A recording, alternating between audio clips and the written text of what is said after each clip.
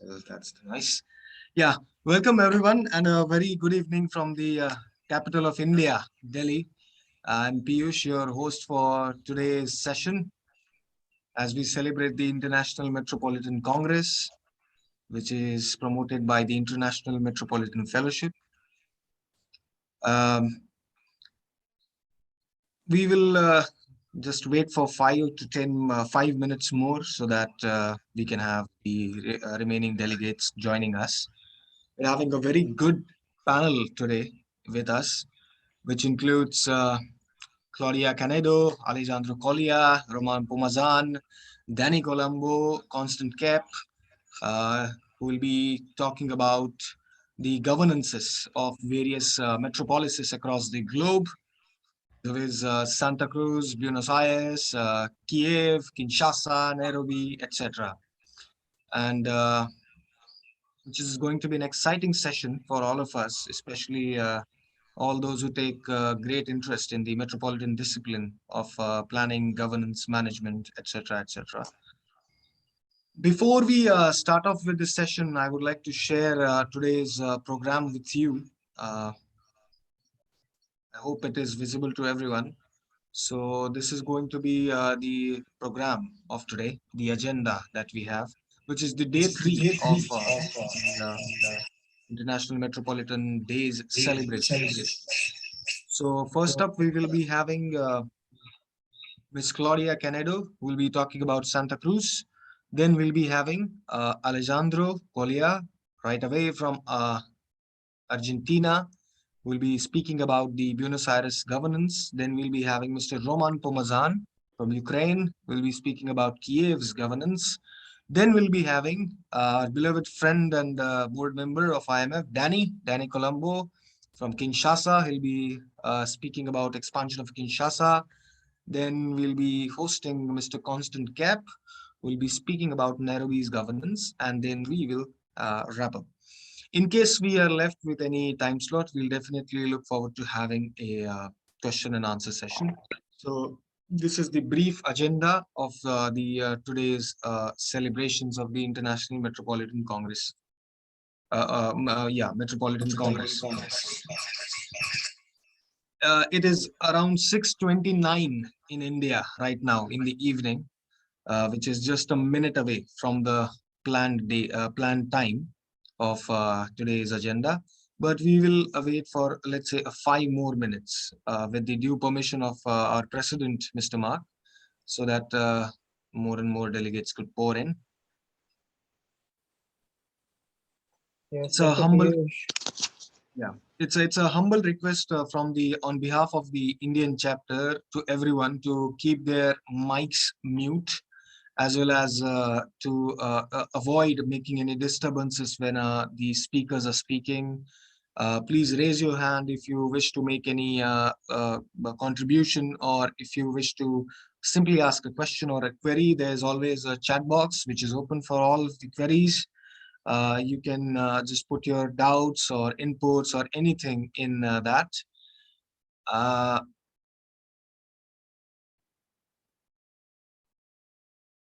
Also, I request everyone to rename themselves to their real names so that we can identify you as the delegate for today's session. I have a personal request to Mr. Mark as well to make Akriti and Albert today's co-hosts so that they can also help you in the coordination. That's great if it's done already. Those who are joining right now, very warm evening from India, the capital of India, New Delhi. I welcome you all. We have Mr. Pedro also joining us. The So I'll go once again. So a warm welcome from the Indian chapter right from the capital of India, the beautiful city of New Delhi. I am Piyush, and on behalf of Indian chapter of the International Metropolitan Fellowship, I welcome you all who've joined from every nook and corner of the world to celebrate the International Metropolitan Day. Um, I think someone's who's Gretel. You are, yeah. All right.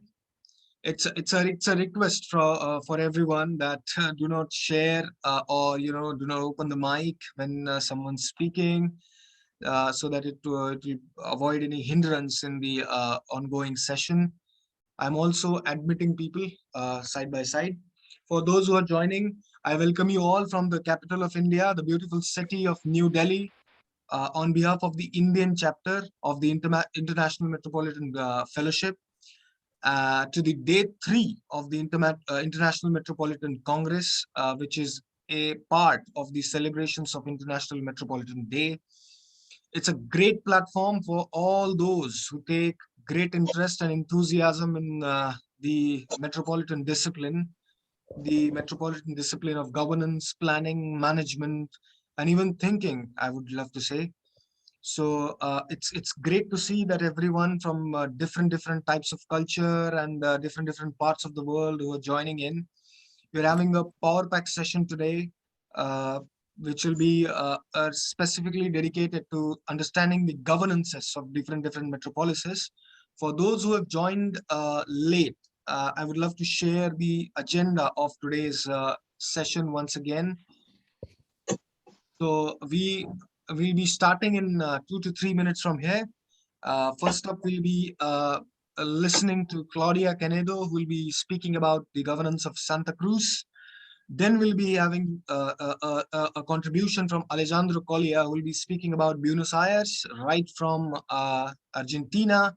Then we'll be having Mr. Roman Pumazan, who will be speaking about Kiev and its expansion, right from Ukraine. Then we'll be having Mr. Danny Colombo to speak about the Kinshasa's expansion.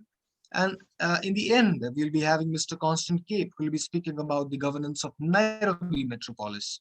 So this is a very interesting set of speakers that we've got, as well as the set of interesting cities from different parts of the world, of which the governance would be explained and discussed in this unique brainstorming or idea exchange platform that is being extended by the International Metropolitan Fellowship to you all.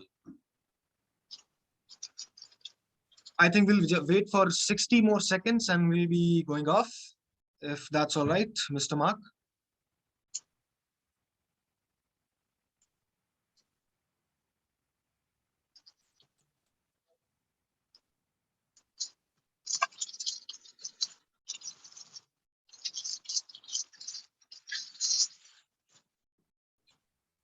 We are still waiting for Claudia. Is she here?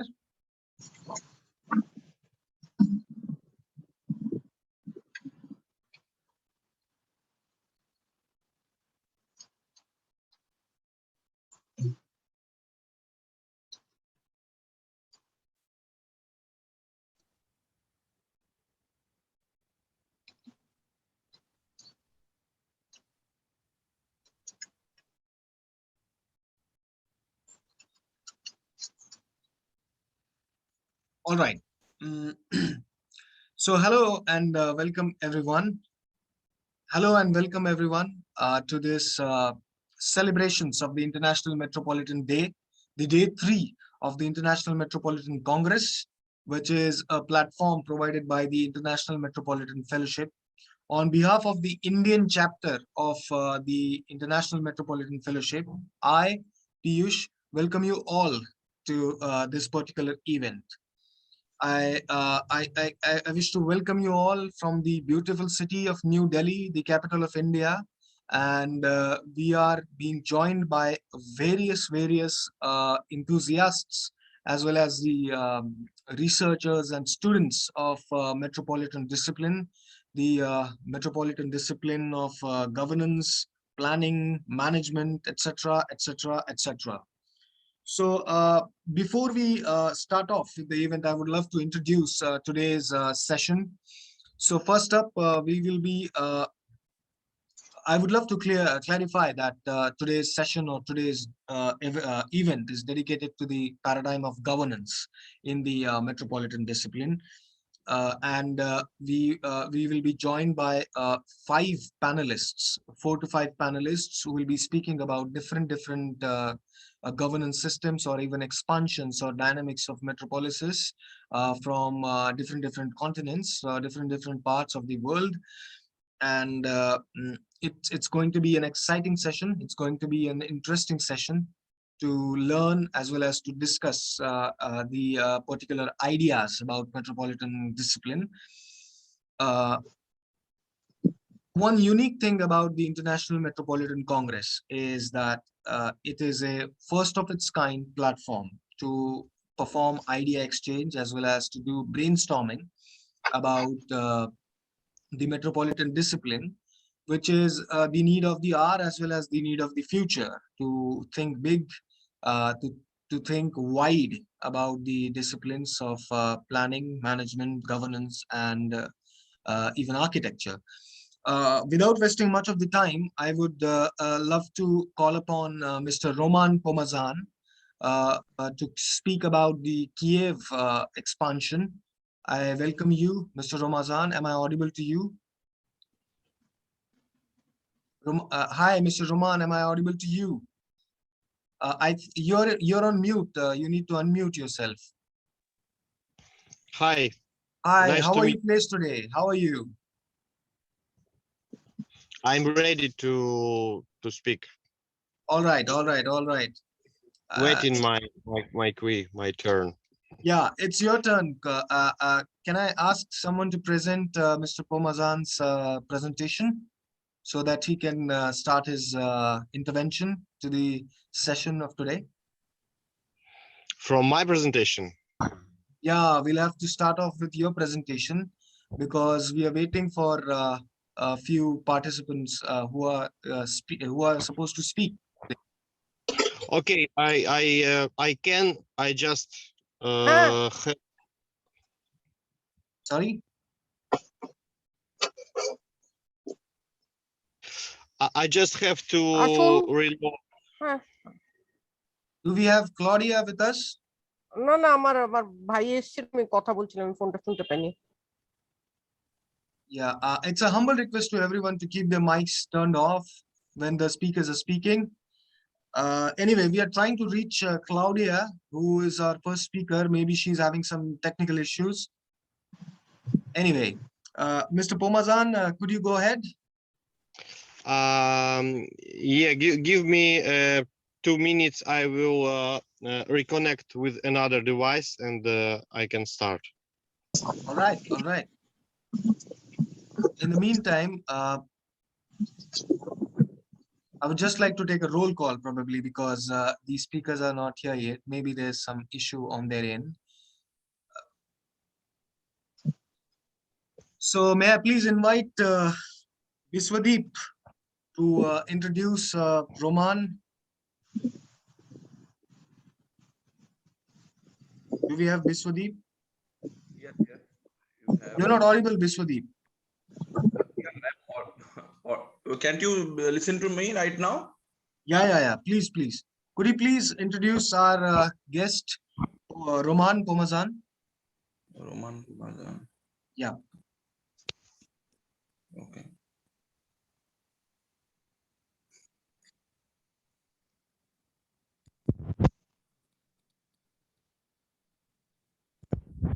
Hello? Viswadeep, you're not audible. Is the screen visible to you? Ruja.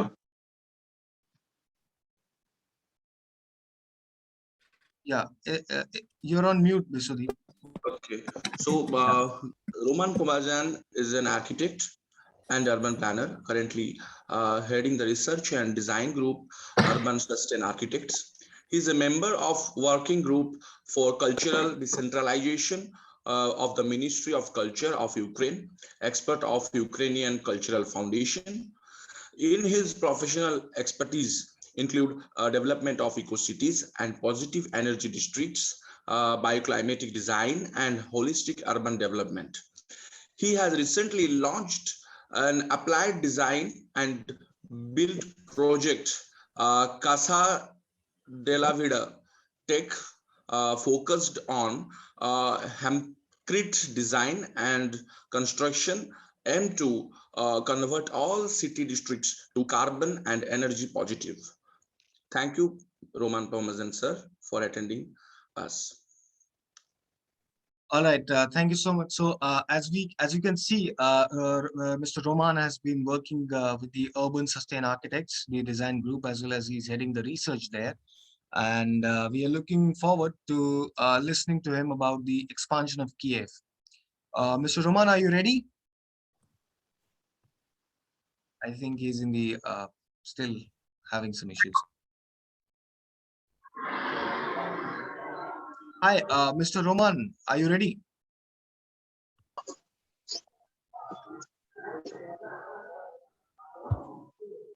Yes.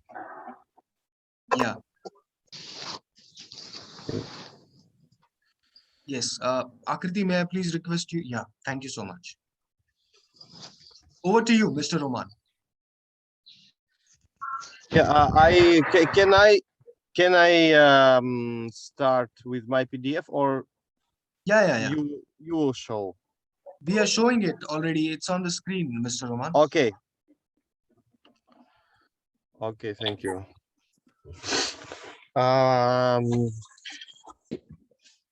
Good afternoon. My name is Roman Pumazan. I'm architect and urban planner from Kyiv, Ukraine.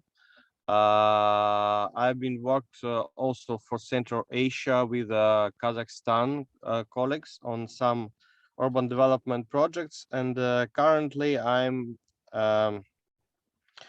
work with Ukrainian public bodies like ministries and local communities on several projects,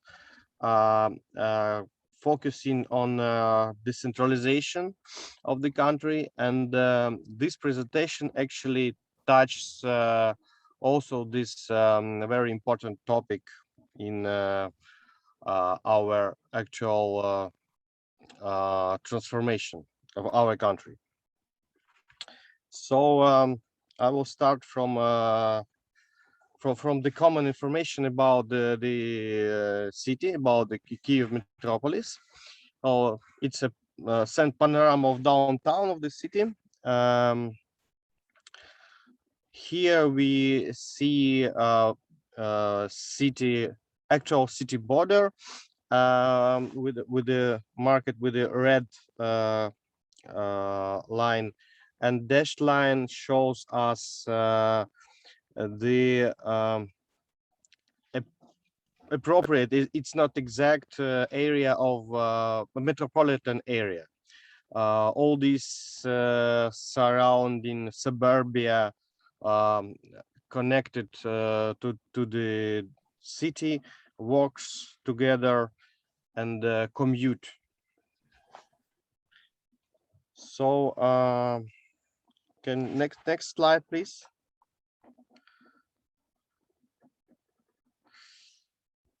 As for now, Kyiv has 10 districts that are inherited from the Soviet times. Actually, the city was divided according to the amount of Communist Party members living in the specific area, and as for now, this division is not very useful, because sometimes it's in many cases it does not correspond to the any kind of governance, not for local governance like neighborhoods, not for actual planning system of the city, not for business division of the city. I mean, how businesses divide the city in order to in order to work with the map. Nowadays, Kiev city has around 4 million inhabitants, and the population grows exponentially since 2000s, when the Ukraine has the highest point of population. As for now, the total population of the country decreased almost 80%, from 52 millions to 42 millions in 25 years, but the population of the Kiev metropolitan area increased twice, more than two times. So what are the main issues of Kiev metropolis? Next slide, please.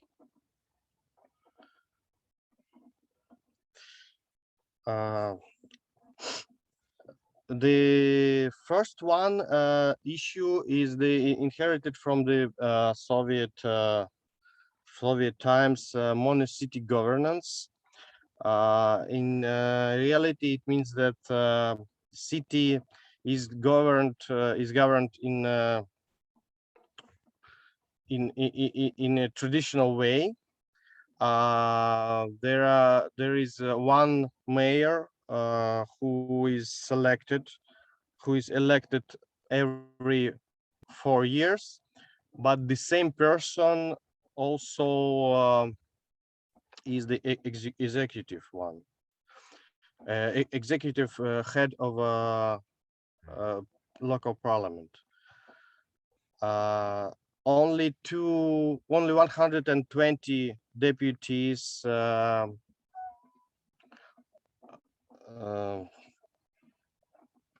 combine the parliament, and in practice it means that 2,000 inhabitants are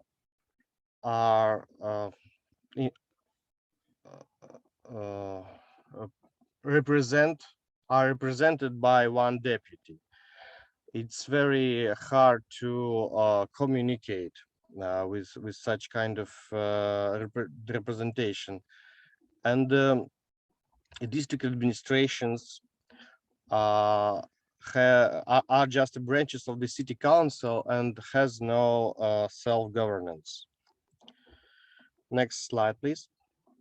In another point of view, we have self-governance initiatives, grassroots governance that consist of association of homeowners and quartier self-governance organizations, whose are about 180 within the metropolitan border, and they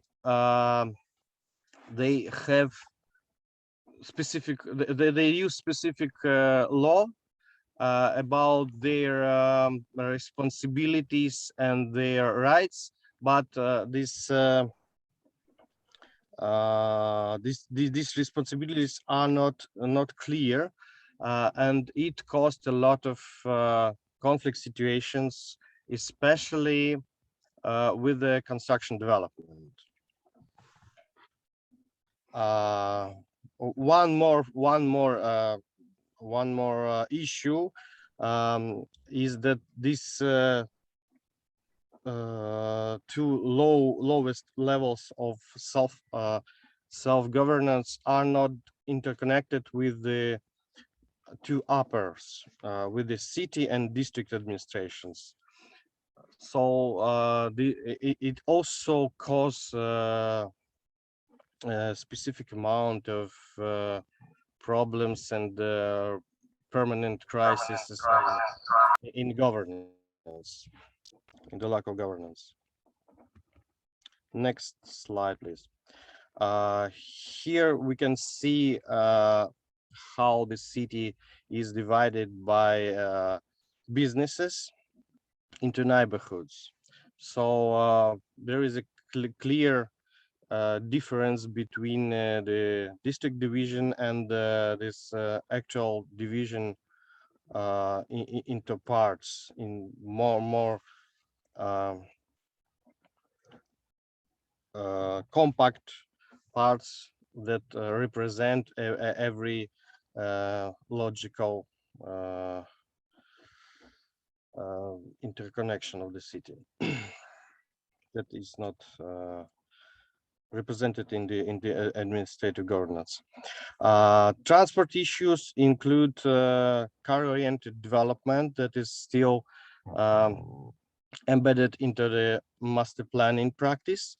This match of budget capability with the plans of transport construction and strategic transport issues that consider specific failures in previous master planning. Kyiv has quite not developed, I would say, rail transport system that consists of 3 metro lines. One more line is planned now, and also we have urban rail that works half a day. It works in one direction and another half in another direction, because in the narrowest points in the bridges, it has only one track, and there is no possibility to use it in 2 directions together.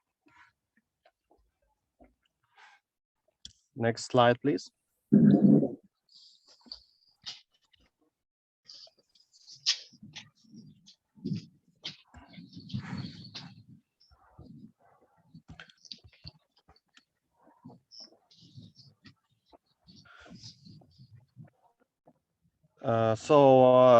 This is urban rail scheme. The idea initially was good, but it has some gaps in the circuit. So it could be more efficient than was planned before.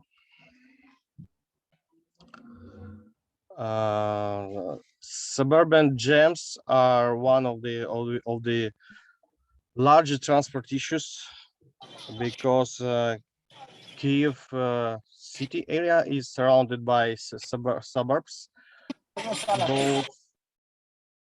Those grow every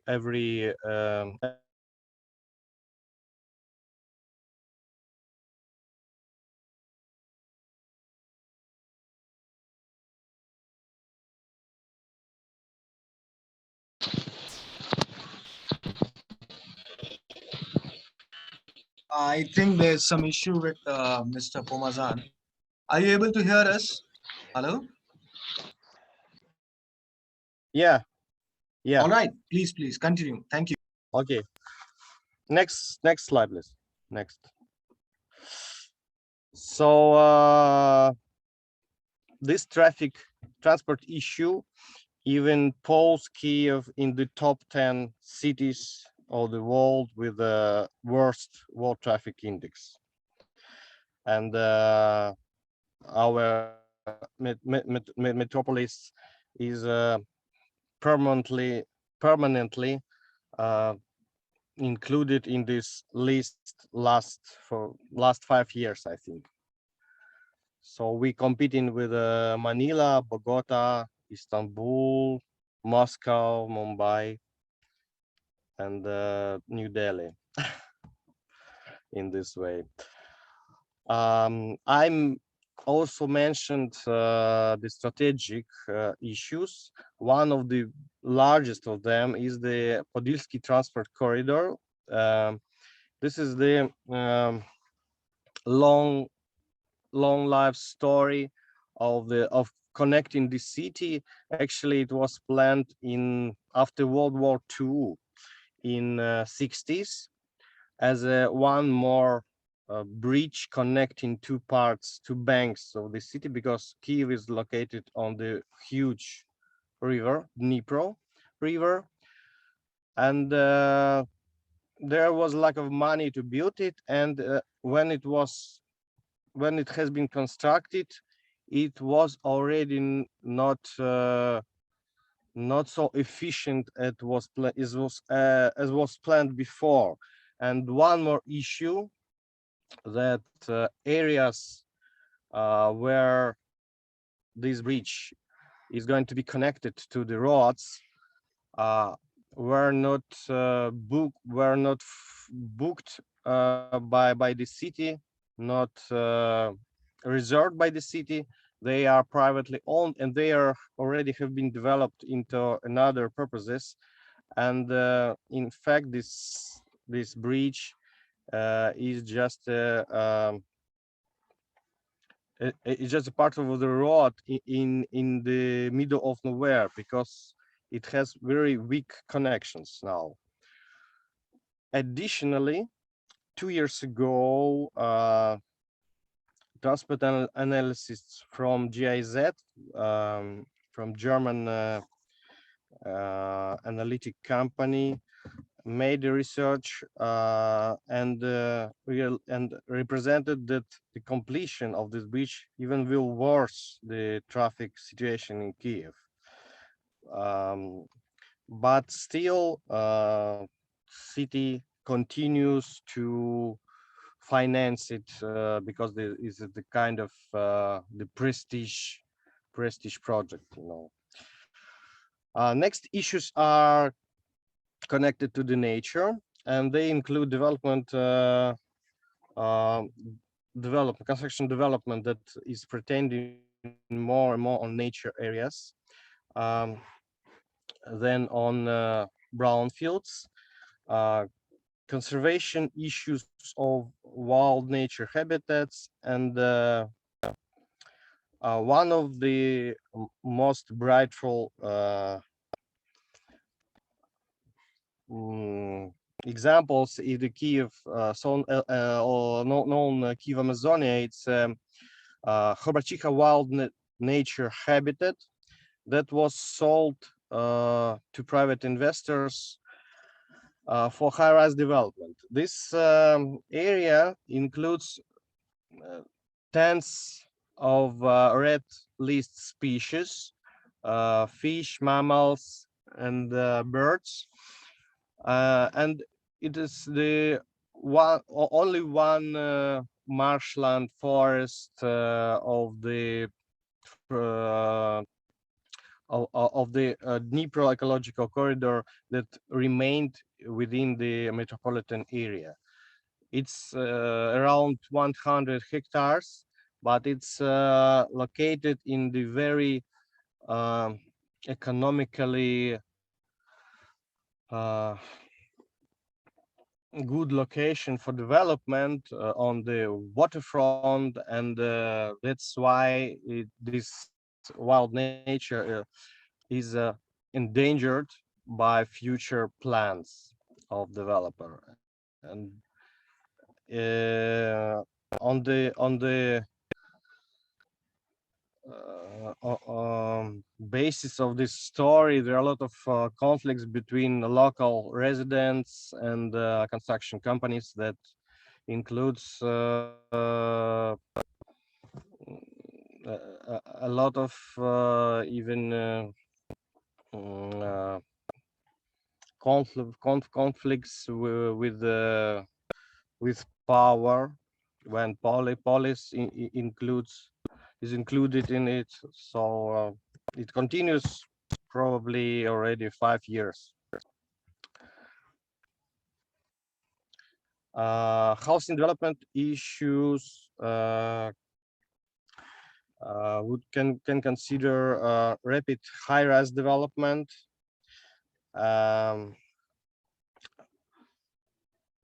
overloading transport and threatening nature that leads to conflicts, to social conflicts, um, growing gated communities. Those are governed de facto as micro cities, and urban development law that lobbies construction developer interests, and it cuts a lot of pre-designing and participatory practices that were before they are used before 10 years ago.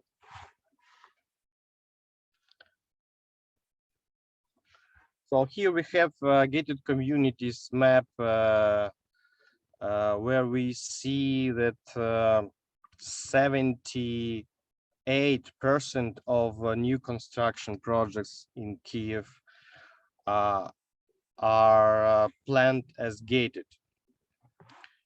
And this trend is very powerful now among construction development.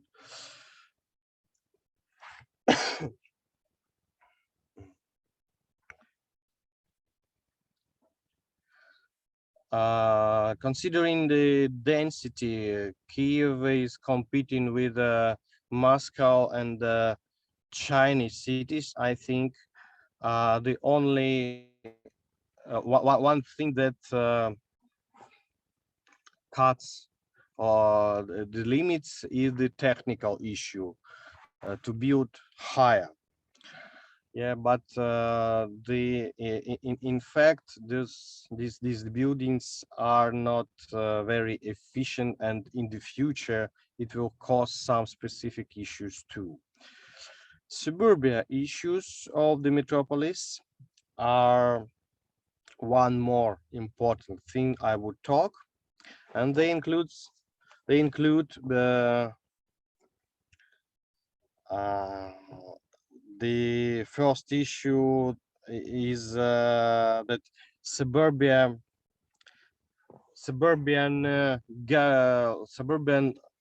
communities, those are 25 around the Kiev city itself.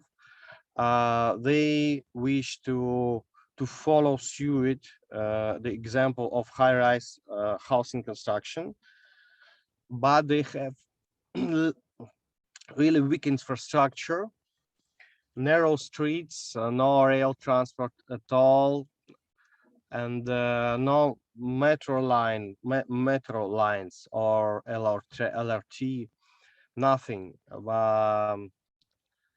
And they already developed quite quick, because this specific law that make opportunity for developers, and the price for of land is really really lower than in Kiev. It helped local developers to build everything around the city. So here we have one of the example of the in Vishneva town on the west of Kiev. We see 12 12 stories of housing. This is the regular example how previously agricultural area was transformed into the new forms of suburbia. Dynamics of Kiev suburbia population shows us that the surrounding communities grew really fast, but the most remote areas, especially the north part part that is located closer to Chernobyl zone is depopulated.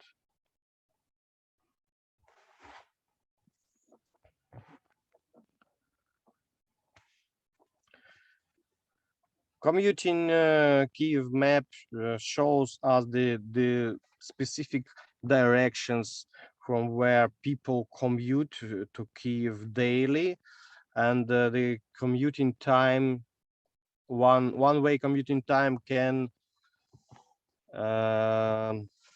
reach 2 hours.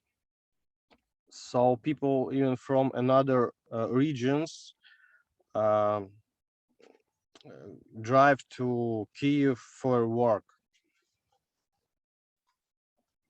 From Biła Cerkwa, Korostyshev, etc.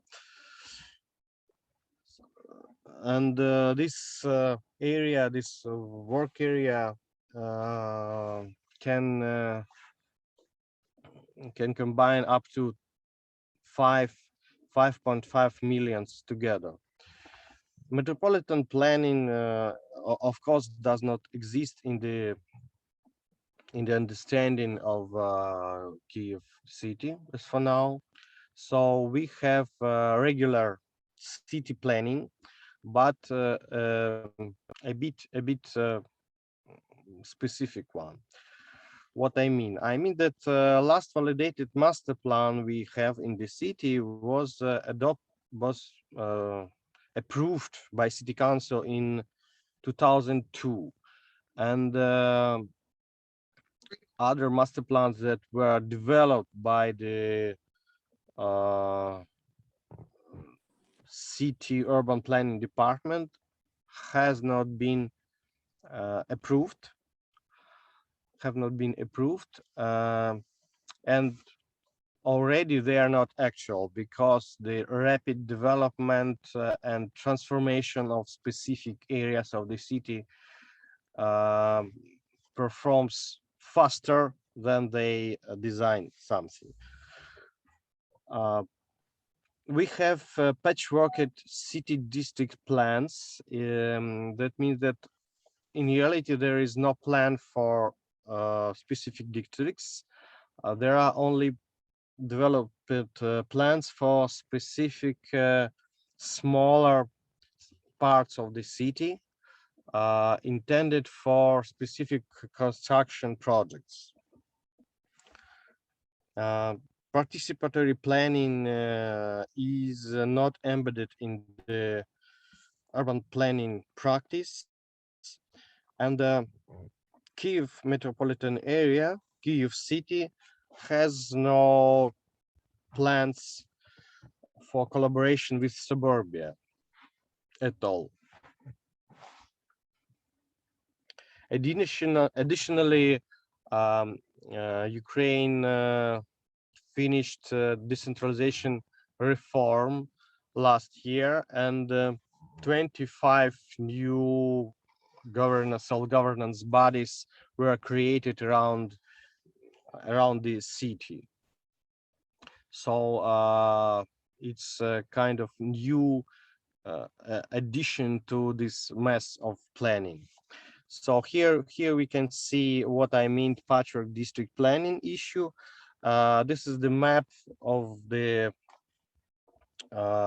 border of two districts, and we can see that only small parts have detailed plans of territories. Other parts are not designed at all.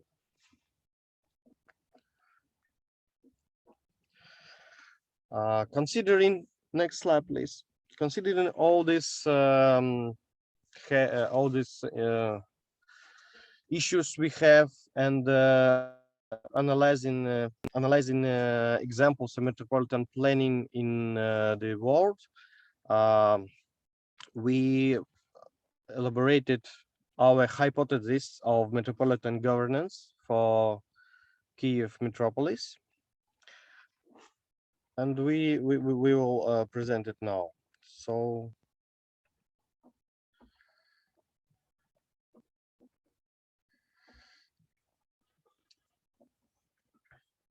we have 25 hromadas around the Kiev city, and one enclave within the area, Kotyubinsky town. It's surrounded by the Kiev city area. Next slide, please.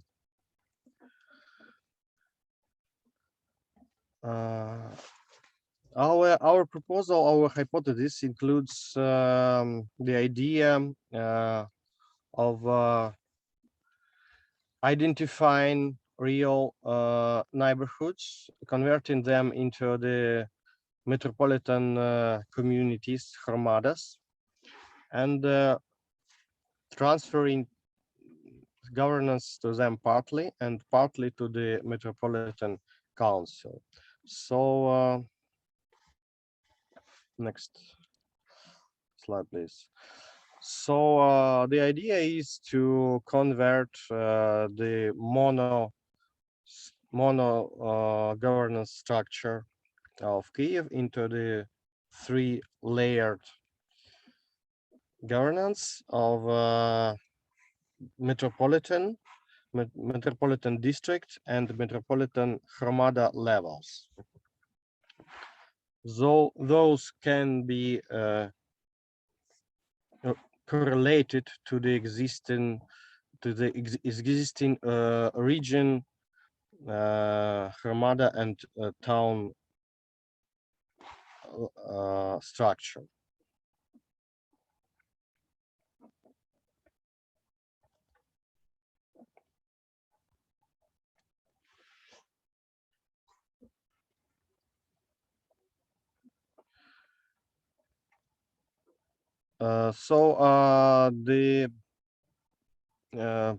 Considering metropolitan governance and planning, we propose to split the responsibilities and duties of the existing governance body to the lower parts, to the district and hromada levels, in order to make the governance of the metropolis more efficient.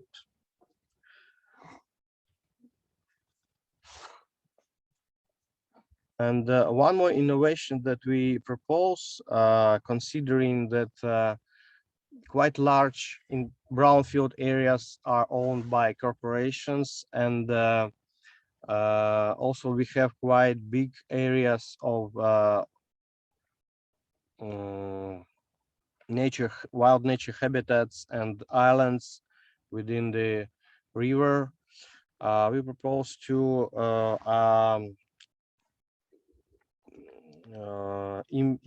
implement 4 types of the lowest level of communities, considering urban, green, rural, and brownfields communities. Governance of those is going to be a bit different. For example, the urban and rural communities or hromadas can be governed by local councils, or even have direct democracy like in Switzerland. But green communities could be governed by metropolitan city, metropolitan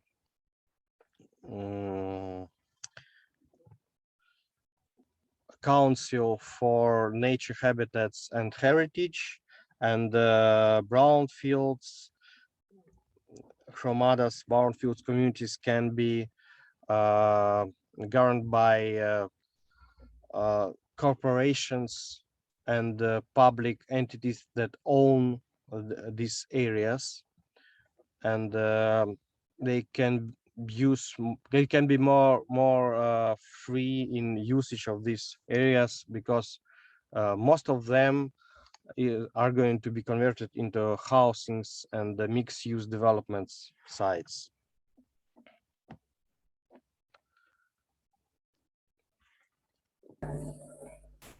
Thus, we designate Metro Hromada. So Metropolitan Hromada or community we represent as a division of specific part of self-governance, emphasized participatory planning and community land maintenance. Metropolitan Hromada should represent a single region for election ward, public health and security, urban development, tenure cadastre map, etc. And how we designate the Metro Hromada, we use natural borders, city density, and type of usage of the area. Thus, analyzing the structure of the city, we identified 245 Hromadas. 57 of those are green, 38 rural, 55 brown, and 95 urbanized, high density urbanized.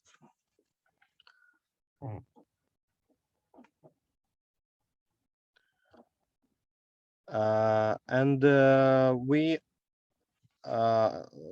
understand that these Hromadas cannot be so easy to govern altogether, to discuss even something. So we introduced the level of the districts that exist now, but we propose to split them in more compact way, and leaving 3 of them with natural habitats, Kiev Islands, Western forests, and Eastern forests, as a special areas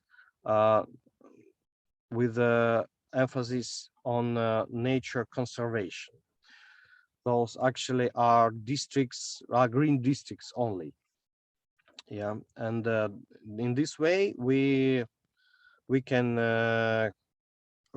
transform 10 districts into 24 districts and implement 250 community level Hromadas involving existing house owner associations and interconnect the governance in more efficient way. Here we can see the layers of different Hromadas, and we can understand how, in general, how the city is split by specific density of development. Oh yeah, something.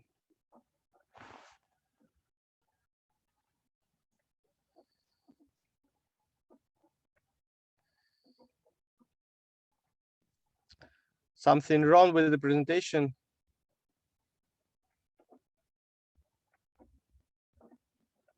Yeah. Yeah, I think there is some network issue with Akriti. Akriti, are you around?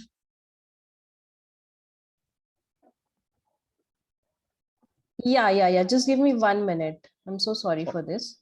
All right. Okay. Also, sorry, Roman, but just alarm for timing. Yeah. Okay. It's almost completed. Almost completed. I understand. So. Yeah, it's a very interesting thing going on. So yeah.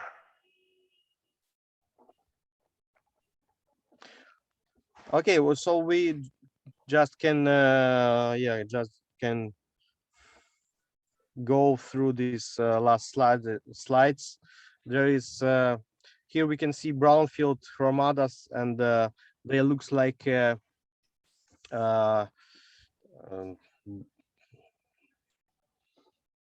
like an iron belt because they are located across the railroads.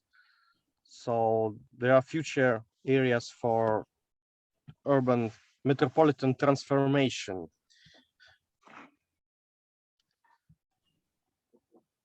Rural Hromadas and rural Hromadas and green. Next slide is green Hromadas. Those are the largest parts of the city in general. And in the end we made kind of analysis how many it's a Hromada split, how many area and how many population each type of this Hromada community can have, and we can conclude that green Hromadas cover 62% of the area and only 2% of population, for example. And in the end, we sketched the mental map of Kiev metropolis, considering the two main axes of its development, from the west to east and from the Moscow to Odessa. Yeah, and pointing the nodes of transport development. Some of them already are developed, but most of them not. So there's a big work in the future can be with it. Thank you a lot. I Yes. hope I was Yeah, please go on. Yeah. Hello. thank you. All right. All right. Yeah. Well, thank you so much, Mr. Roman, for your very extensive presentation about the expansion of Kiev, and thank you that you took us through the various dimensions of the expansion of Kiev, as well as the current or the contemporary situation in Kiev, be it the transport or being the housing development.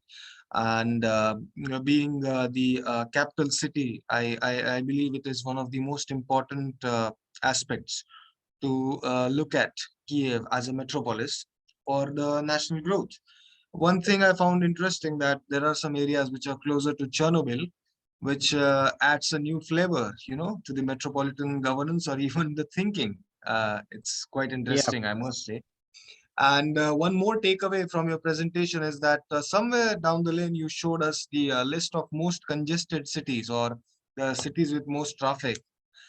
I was not shocked to see Indian cities or Indian metropolises in that.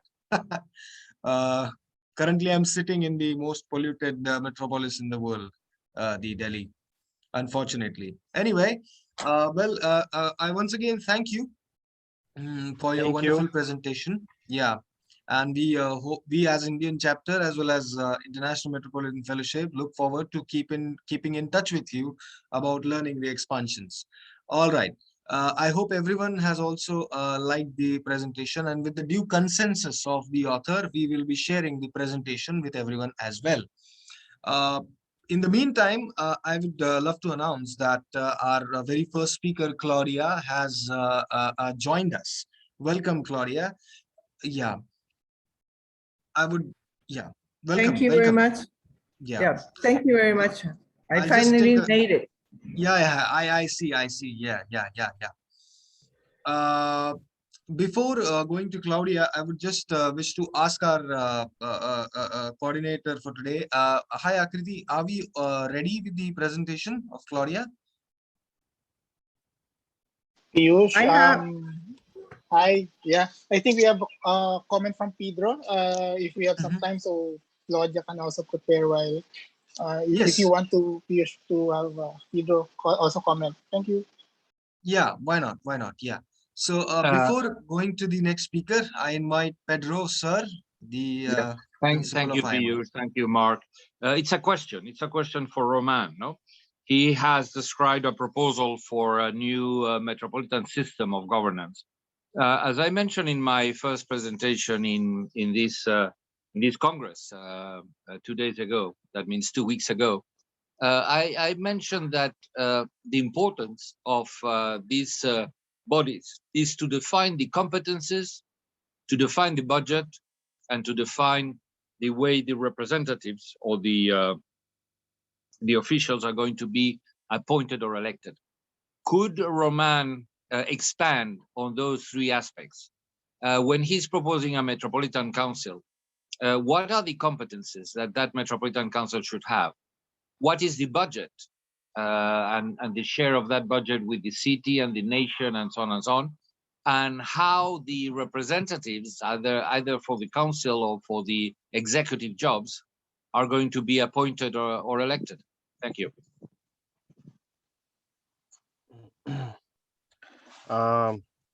In my point of view, Metropolitan Council definitely should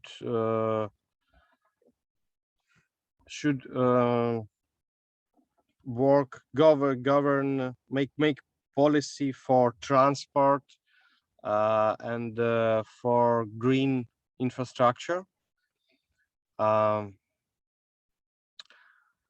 Also health and probably education. Not housing? Probably zoning, but not housing. I think that housing it should be more prerogative for district level, I think, because as for now, the Kyiv City Council is responsible for housing, but in reality, it caused a lot of conflicts with the existing rural communities. Those are threatened by big developed market players. Those capture their lands. So there is a.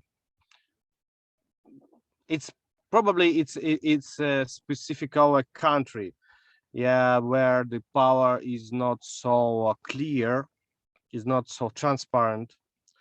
But this is the effect only of the Kiev, because in other cities, big cities like Lviv or Dnipro, for example, the situation is less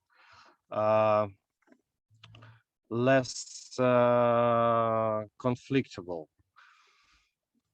Probably because the amount of investments, amount of money there is less, 10 times less than in the capital, probably for that reason. But I think that they just are more, they just have more connection with the local communities, and they feel like they can predict these conflicts, and they can make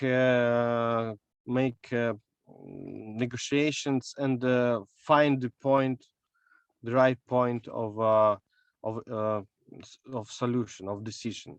But in the case of metropolitan area of Kyiv, I think this housing function should be transferred to more local part, or to districts as separate cities.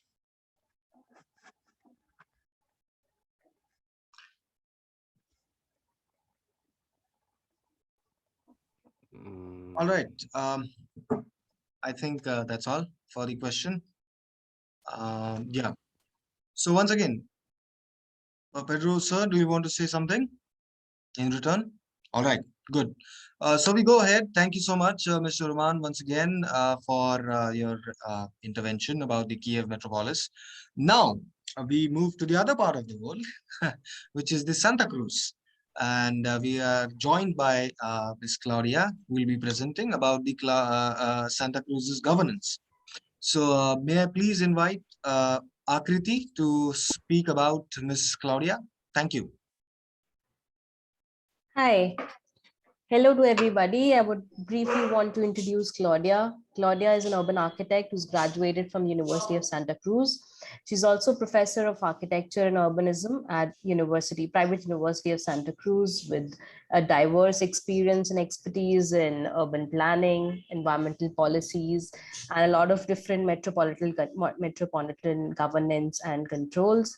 She's also an independent architect, independent consulting, who's working for the diagnosis of metropolitan region of Santa Cruz. We're very, very honored to be inviting her for her presentation. I would just want to request either Mark or Claudia if they can share the screen about the presentation, because I could not able to access the presentation Claudia shared. So if you don't mind, I would want to request you. So, Mr. Mark or Claudia, are you comfortable to share your screens? Claudia, would you mind sharing your screen? I'm unable to, sorry. But if you're also comfortable, you can share your presentation live. Yeah, thank you. I will try to upload the video that I have made, if it's possible. I think you I can will play share. it. Yeah, I think you can play it in your computer as well and Yes. share your screen. Yeah. Yes, yes, yes. I will Thank try you. to do that. Yeah. In the meantime, Claudia does that. I would just want to welcome to those who've joined us late on behalf of the Indian chapter of the International Metropolitan Fellowship in this day 3 of the International Metropolitan Congress, which is in extension of the International Metropolitan Days celebrations. It is great to have the enthusiasts as well as researchers who think very deep about metropolitan discipline of planning, management, and governance. I, Piyush, on the behalf of Indian chapter, welcome you all from the city of Delhi, India. I think we are good to go with Miss Claudia, aren't we? Okay, yes, I think so. I have a small video. Thank you. Take us to Bolivia. Mucho That's my gusto. city. Igualmente, gracias. This is a small video, and afterwards maybe I can complement some information that didn't go out as well as I planned, but we do our best. Perfect. So perfect. here we have a small video of 15 minutes, no more, and let's go.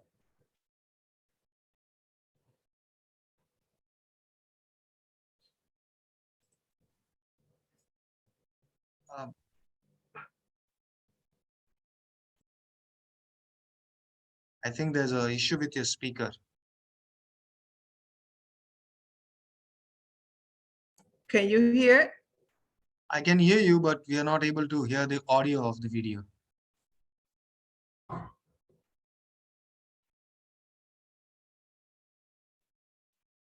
You're not able to hear the video.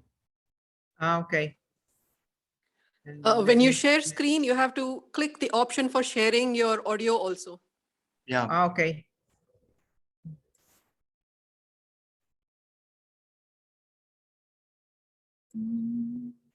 So could you just stop sharing the screen and do it once again? Yeah. Yeah. I right. found it. Okay. Hello, my name is Claudia, and Fantastic. I'm here to present the governance in the metropolitan region of Santa Cruz, Bolivia. Santa Cruz de la Sierra is in the center of South America, between the most important cities of São Paulo, Asunción, Buenos Aires, Santiago, and Lima, with a potential market of more than 150 million people. A brief history of Santa Cruz. During the first half of the 20th century, the city of Santa Cruz de la Sierra was a town with less than 40,000 inhabitants, which was sustained by agricultural production and had an incipient oil production that was administered by foreign companies and the central state. Those who did not deliver the corresponding oil royalties to the region. That's why the citizens of Santa Cruz claimed for more than 30 years the administration of 11% of the oil royalties. It was not until the 1960s that the administration of these resources was handed over to the Public Works Committee, of which a part of these resources were invested in the city construction of the most important roads, drinking water, sanitation, and electricity. To guarantee the sustainability of these services, cooperatives were formed and are still efficiently functioning to this day. The development model of Santa Cruz was based on the incipient private execution. Some of the oil revenues were used for road construction and to provide an agricultural programs, thus consolidated the agroindustry that today supplies 80% of the national market and exports its surpluses. Until 1995, the development was planned and managed by Santa Cruz Development Corporation. Thus, autarkic entity had on its board the president of the corporation, the prefect delegated by the central government, director of the public university, and the president of the Santa Cruz Pro Santa Cruz Committee, a civic entity responsible for the conquest of great structural transformations in the country, bringing together more than 3,000 civil society institutions, indigenous, social, professional, businesses, union, transporters, women, youth, and university students. Santa Cruz de la Sierra developed continuously, going from the third city of the country in 1960 to being the first city with twice the number of inhabitants than La Paz, the city capital. Migration from throughout the country generated in the 90s a population growth of more than 7% per year, causing an uncontrolled urban expansion in the periphery areas of the city through the illegal taking of urban land and large informal urbanizations in the rural areas due to the generated corruption in all levels. In 1994, the national government applied new municipal laws with the intention of decentralize the governance. So the local municipals were given the power of urban land planning, which until then had been planned and developed by Corte Cruz. In 1997, the enlargement of the main roads began to the south, La Guardia, north, Guarnes, east, Cotoca, financed and with international credits to be paid with municipal, departmental, and national resources. The construction of the Foyanini Bridge in Porongo was a private initiative. These projects encouraged the development of industries on the edge of the road and the subdivision of large rural areas for sale of housing land in the gated communities and in cheap land for auto construction housing. The Prefecture of Santa Cruz, ex-Cor de Cruz, by 1998, motivated the city of Santa Cruz de la Sierra to form the first metropolitan area in the country. together with the 5 municipalities with whom it began a process of conurbation. Also shared the responsibility of ensuring the proper management of the rivers Piraí and Rio Grande basins. The political polarization in Bolivia since 2002, the mandatory rotation in the presidency of this Metropolitan Council, and the disparity in the economic contributions to the common fund of the metropolis were the reasons why the metropolitan area of Santa Cruz eventually disintegrated. The Santa Cruz metropolitan region, within the framework of the new political constitution, the Autonomous Department of Santa Cruz in 2015, through the approval of the Law 110 of departmental necessity, instructed the executive to restart the process of construction of the metropolitan region with a new territorial structure, which included planning and management of urban and rural land in suburban municipalities with more than 500,000 inhabitants.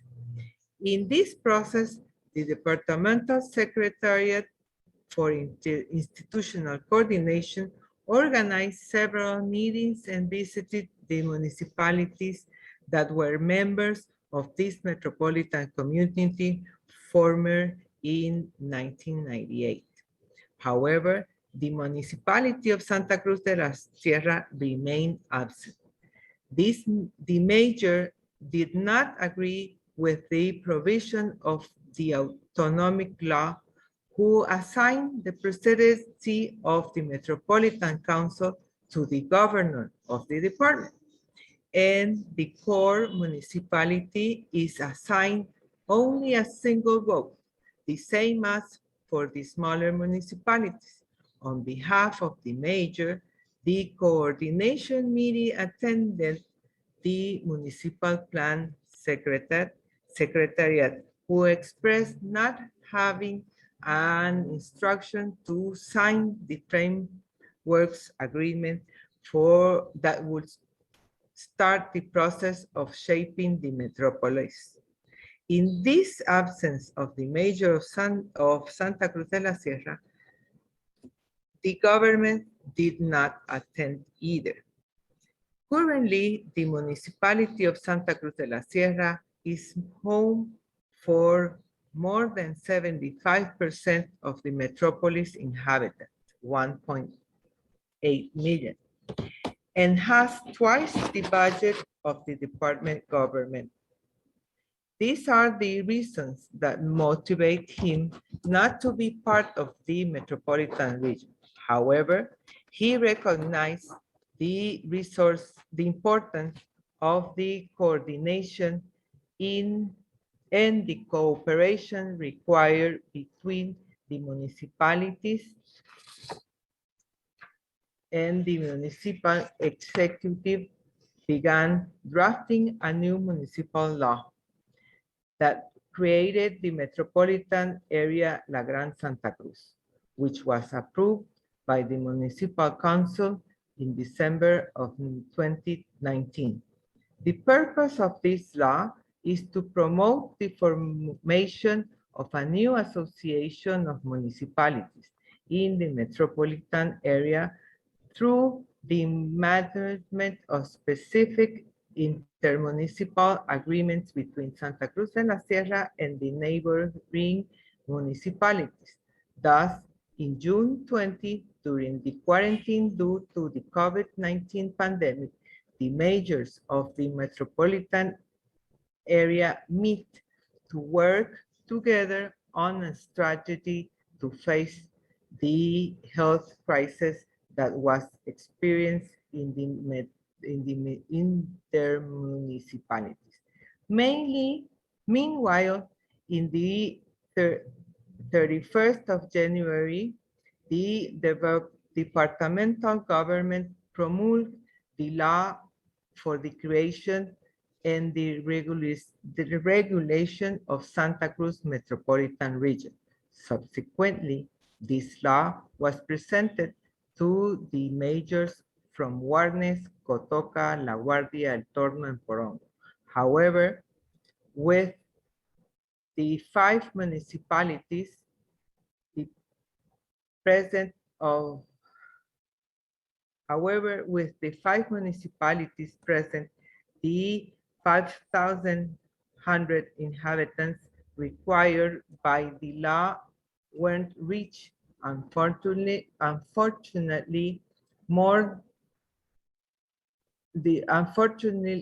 the mayor of Santa Cruz was absent, and this process failed again.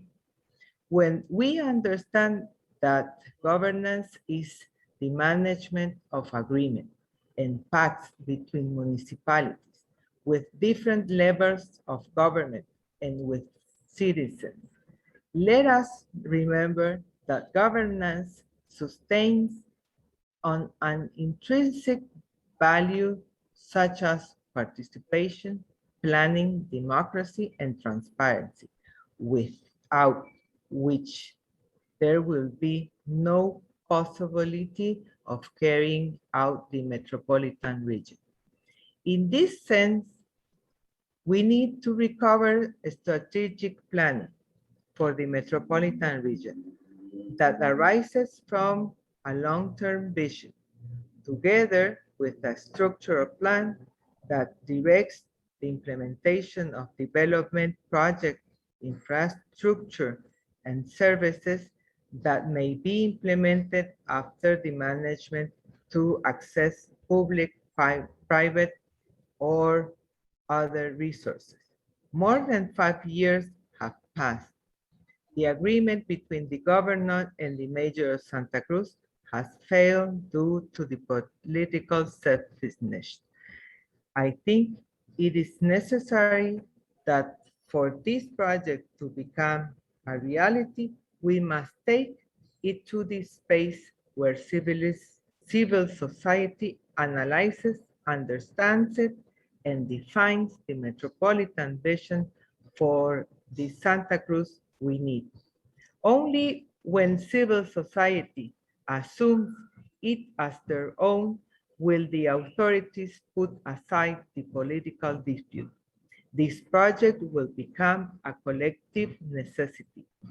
Once this phase is over, it will be necessary to form multidisciplinary technical groups based on the vision for the metropolitan and the metropolitan mission with the potential and needs of each of the municipalities that make up the region.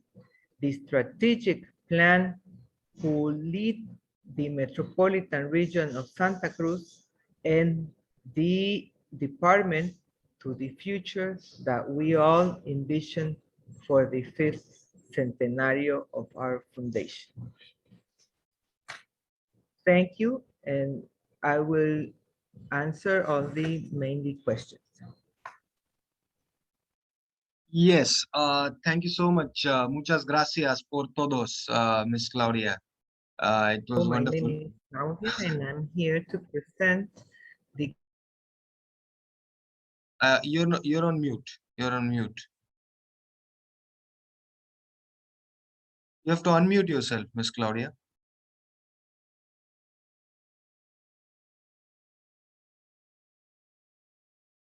Here. Okay, ready. Yeah. So let me thank you for sharing the video, the insights about the Santa Cruz metropolis and the various dimensions involved in it. I was just saying that muchas gracias por todos. That's all Spanish I can speak. And Pedro sir Don't knows it worry. very well. Yeah. So thank you so much for taking us to the Bolivian metropolis. It was really nice. Would you be sharing some more thoughts, or are we open to questions?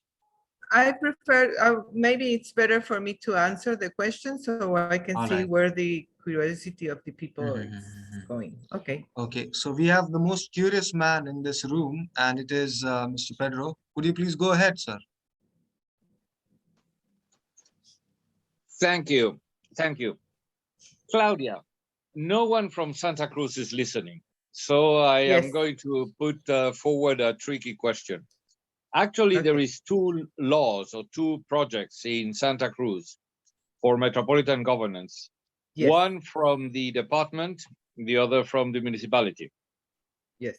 The one of the municipality is obviously a confederation proposal. It is putting together all the mayors of the metropolis and sitting them around the table and just talking about the problems and how to solve them and so on. And as we know, municipalities have little money and no competences to address the big metropolitan issues like maybe the commuter rail, the expansion of the airport, the highways, and things like that. Even a housing policy where you provide funds for social housing and you share those funds among the municipalities depending on their needs and so on. So there is an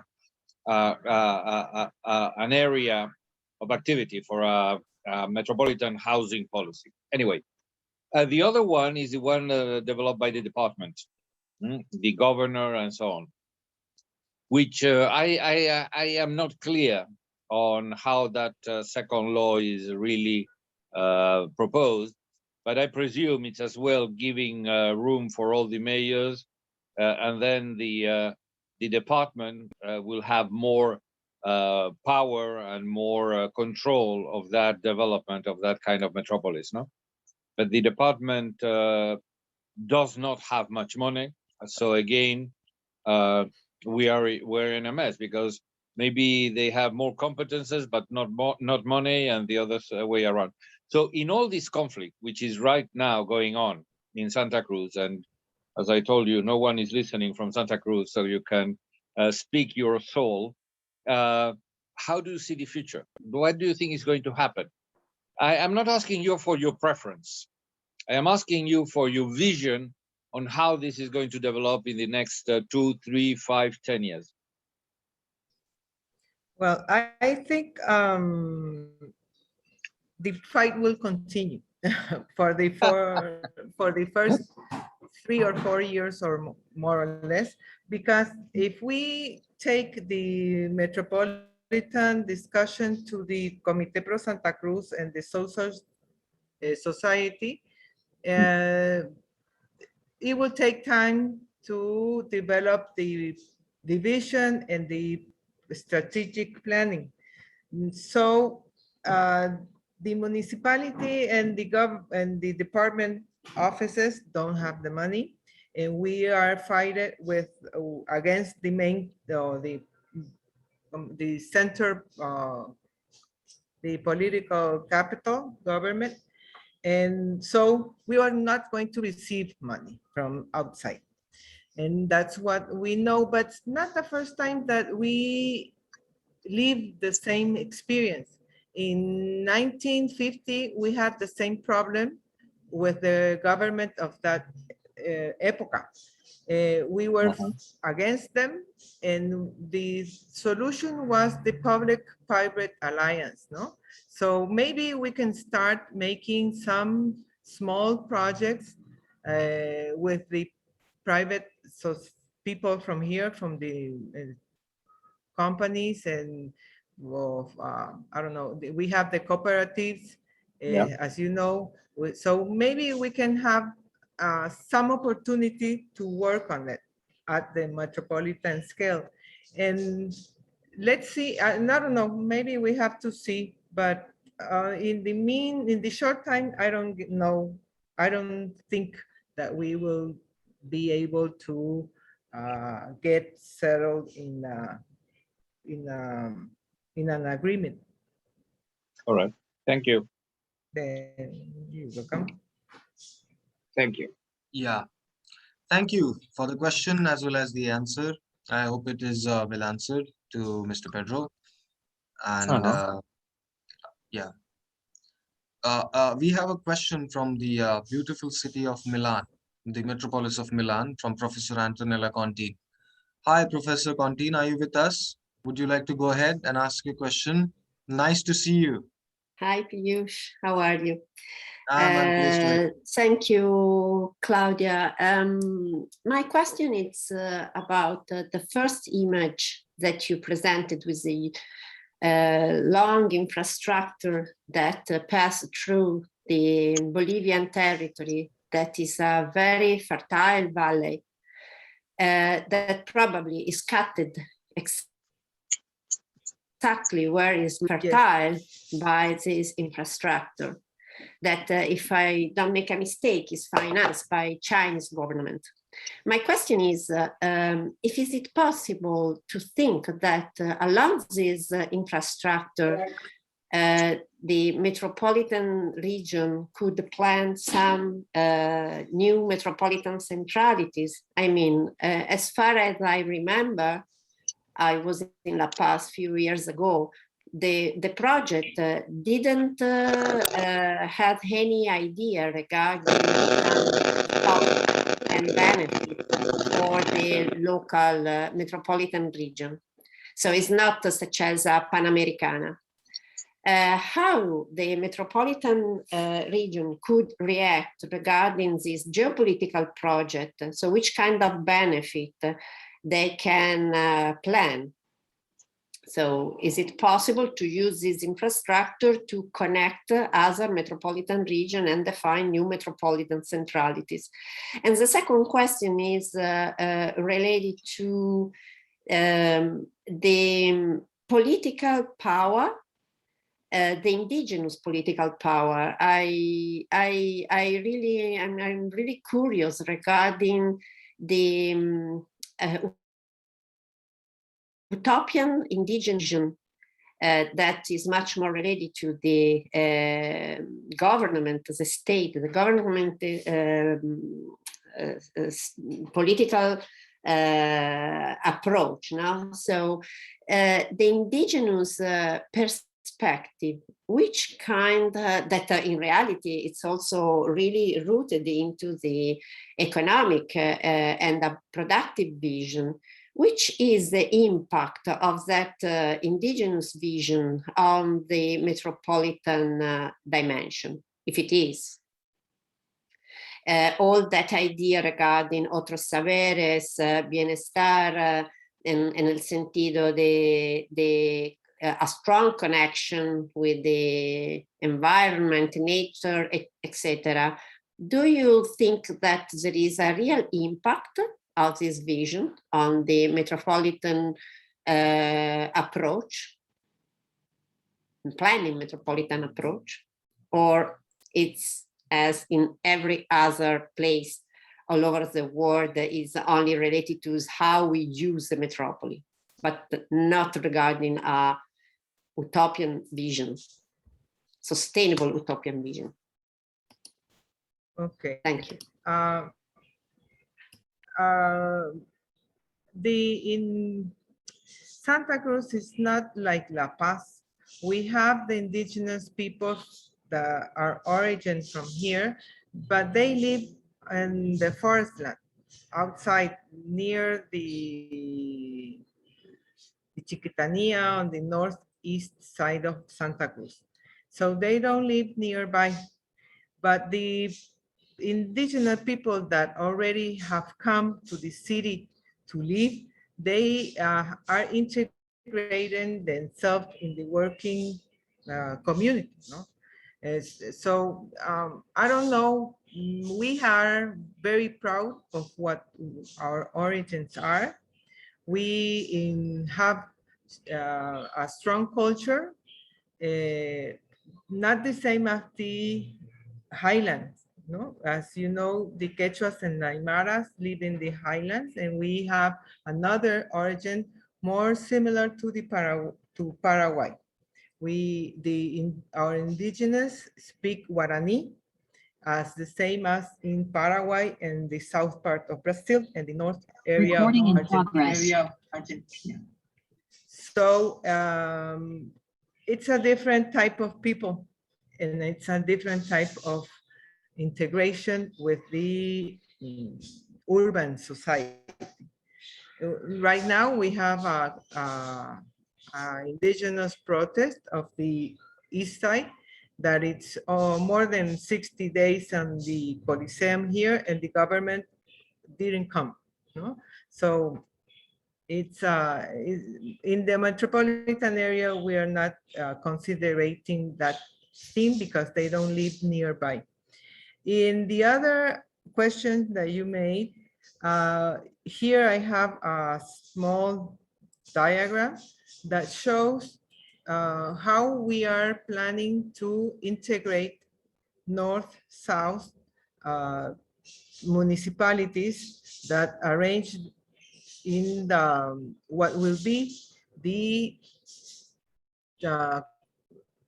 train that will come from Montero to Santa Cruz, and we wanted to go up to the south near La Guardia, because we are willing to integrate also the industrial parks. We have one big industrial park in Guarnes.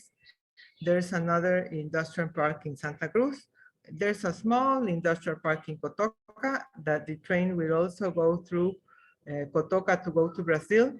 And the train comes up to the south, and we can do a stop nearby because La Guardia has also an industrial area. So building up 3 or 4 industrial clusters, maybe we think that we will have a better opportunity to develop. And we are willing to aprovechar, to look forward to the train that it's already made. No? So what we have to do is only change the train in sí. And the cities after Santa Cruz, Montero is the next city that has near 200,000 inhabitants. Guarnes has around 150 inhabitants, and La Guardia, it's 120. The other 2 municipalities, or 3, with Porongo and El Torno, are very small. They don't have more than 60,000, and Porongo has 20. So the centralized municipalities that we plan to develop are the ones that are in this north-south eje, no? I don't know if I have responded your question, Antonella. Nice to meet you. My English is very... No, ma se entiende muy bien. Solo quería saber si es posible aprovechar de este tren que tiene una mirada y una intención geopolítica mucho más que local, porque se solo pasa y corta en 2 la valle, es un desastre, ¿no? Pero no sé si es posible, era una curiosidad saber si es posible. People listening are English speakers, not Spanish. Yes, ones. after I can translate. All right. Solo para entenderse, yo no creo a la dictatura del inglés. I'm asking if it is possible to try a benefit from this geopolitical infrastructure, such as the bridge in Istanbul that was, the first bridge was thought by Reza Pahlavi, so the Iranian Shah, but it became super relevant for the city of Istanbul. And it's a curiosity. Quería solo saber si es posible negociar. I would like to know if is it possible a negotiation with the government, Chinese government, to benefit regarding this long way. Parece que sí. It seems that is it possible. See, I think so, because the Chinese project is to bring urea from Cochabamba, that it's far on the west, and it will also come through Montero down to Santa Cruz, and from here to Brazil or to Argentina. This is the hub of the train rail. So the passengers may go up north and south also in the same route. So and the only, no, it's built up. So it will not be difficult to use this rail infrastructure to move passengers around and to take the industrial production to the Chiquitania, that's over the east, or to Cordillera up in the south. And we were thinking also that it could go with a small project to the valleys where the agricultural production is very strong. So we can bring also some food from the south part, from the valleys. So maybe I think the train will be a big help to descongestionar the traffic that we have right now in the city, and also to move the municipality productions and bring it to the main city or to export or for exportation. Gracias. Gracias a usted. All right, all right. Thank you so much, Claudia, and as well as Professor Contin. Nice learning from your interaction. We have a question from one of the participants about what is the difference between metropolitan planning and city planning. Well, there's a set of videos, a proper video series that is available on YouTube, which is delivered by Pedro Ortiz sir. So you may access to that. I will share the link personally. As we are running a little off the schedule, I would quickly move on to Mr. Alejandro, right from Argentina. Hi, Alejandro, how are you? Hello, Piyush. Thank you. Yeah. May I please invite Matthew to introduce Mr. Alejandro, if Matthew is here? Matthew George, are you here? All right, I think he's not here, so I'll continue. So Alejandro is basically a political science graduate from the Catholic University of Argentina, and he also happens to be the executive director of the Global and Local. Member of, he's also the previous slide, please. Yeah. Member of the IMF, and he's also the secretary of the Latin American and Caribbean chapter. He's also an expert in the conflict resolution as well as the public participatory processes. He was the former executive secretary and of the Federal Human Rights Council of Argentina. So we have a multidimensional speaker here. And Mr. Alejandro, please take us to Argentina, the land of Lionel Messi. Yeah. Thank you, Piyush. Well, thank you very much to the organizers of the International Metropolitan Fellowship Board and the Indian chapter for hosting these sessions, and also thanks to my colleagues that today are sharing their experiences around the world, and of course for all of you for joining this first International Metropolitan Congress. Well, I want to share with you some thoughts about the governance or the lack of governance at the Buenos Aires metropolitan area. The first definition is that it's very difficult to build a governance system in a metropolis as Buenos Aires that generates 70% of the GDP of Argentina, where is concentrated 50% of the electoral roll, and where leads 40% of the Argentina population. There is too much concentration in the Buenos Aires metropolitan area. I add that the complexity of Argentina political system and our national constitution doesn't help to build a metropolitan governance. We have a federal system with high standards of autonomy for the provinces or regional governments. In Buenos Aires metropolitan area, we have 3 levels of government or jurisdictions: the national government, the autonomous government of the city of Buenos Aires and Buenos Aires province, that are regional governments, and 27 to 40 municipalities, depending of what is the definition of the Buenos Aires metropolitan area. So I have some questions that I used to debate with my colleagues, and I want to share with you and some answers that I think could help the debate. Could work for Buenos Aires in this federal system the idea of devolution or statehood?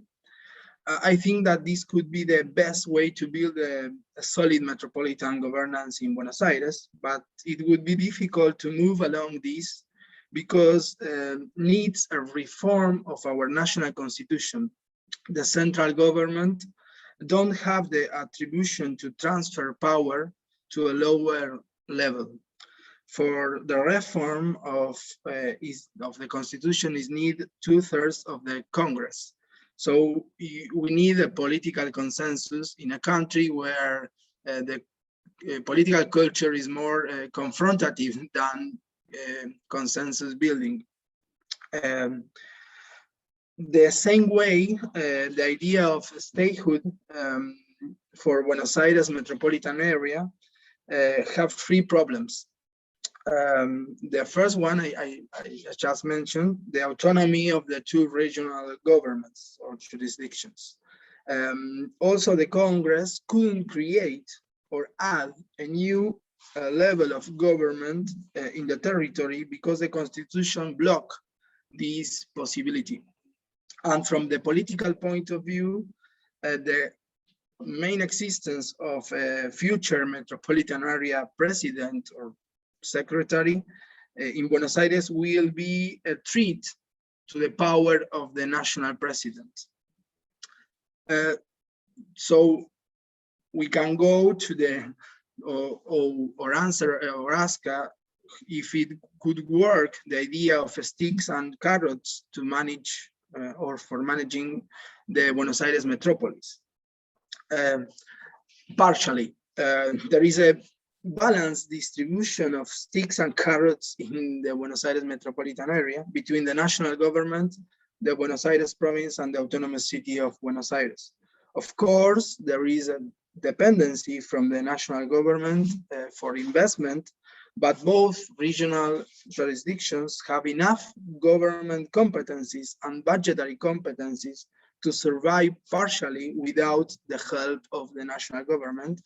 And also Buenos Aires province and the city of Buenos Aires contribute with a huge budget for the federal co-participation budget that use the national government to distribute around Argentina.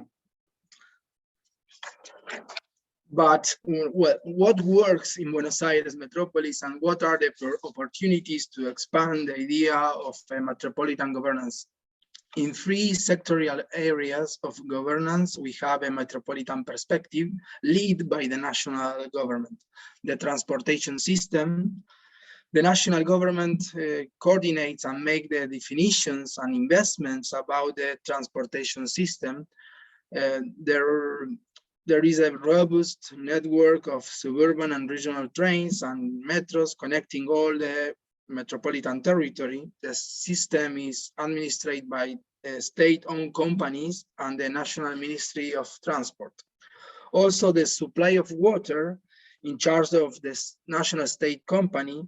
There are reasons of economic and geographical agglomeration to explain why a system at metropolitan scale could work in Buenos Aires. There is a metropolitan garbage management system. Is the first experience of metropolitan state association between the Buenos Aires province and the autonomous city of Buenos Aires.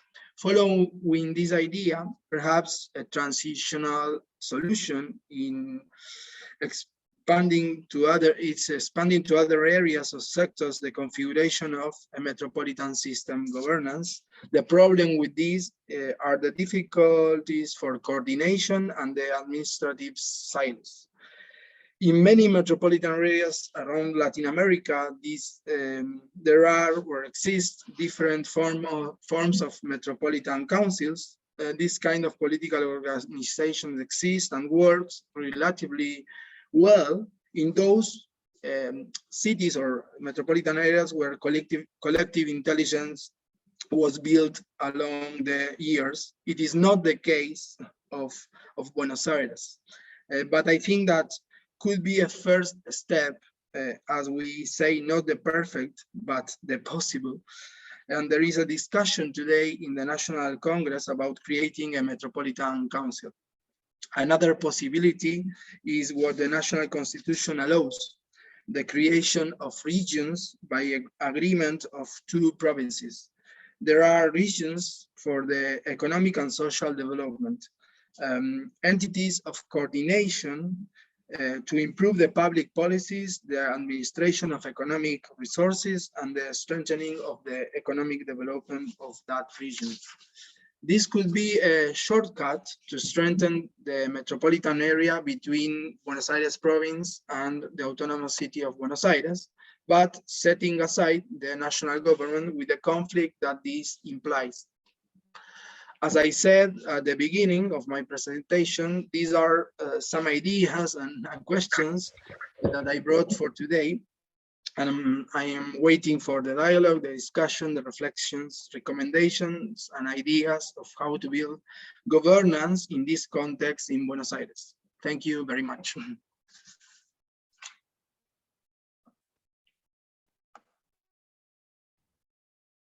Yes, thank you so much, Mr. Alessandro, for your presentation. And thank you for taking us to Argentina, as well as the curious case of the Buenos Aires, the capital metropolis of the Argentina. Those who've been joining late, I would love to welcome them once again on behalf of Indian chapter, and for this day 3 of the International Metropolitan Congress, the first of its kind, which will have many versions for the years to come. So I'll just check if we have any questions. Yeah, we have a comment from Mahalaya ma'am about, she's saying that the presentations are excellent and she's enjoying all of them. Thank you so much, ma'am. And we have a comment from Ashwini as well about more or less the same. Yeah, so we are having comments and compliments from almost every corner of the world, from Nigeria, from India, from the Latin America, everyone, everywhere. Well, if there's any question or any contribution to be made particularly for Alejandro's presentation, it is open. They can be mentioned in the chat box. Pedro raised his hand. Yeah, the most curious man, the most youngest metropolitan discipline curious man. Please go ahead, sir. You're on mute. You're on mute.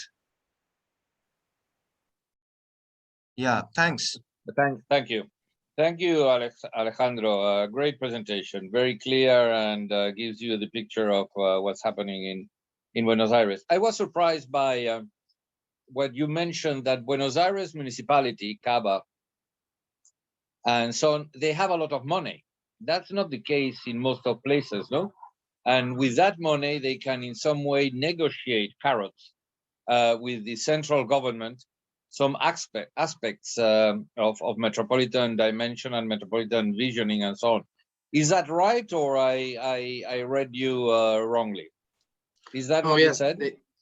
They have enough economic resources and budget to negotiate with the national government possibilities of building governance. I think that the problem is our political culture. We are not used to to negotiate or make a consensus. We are more used to confront. Yeah.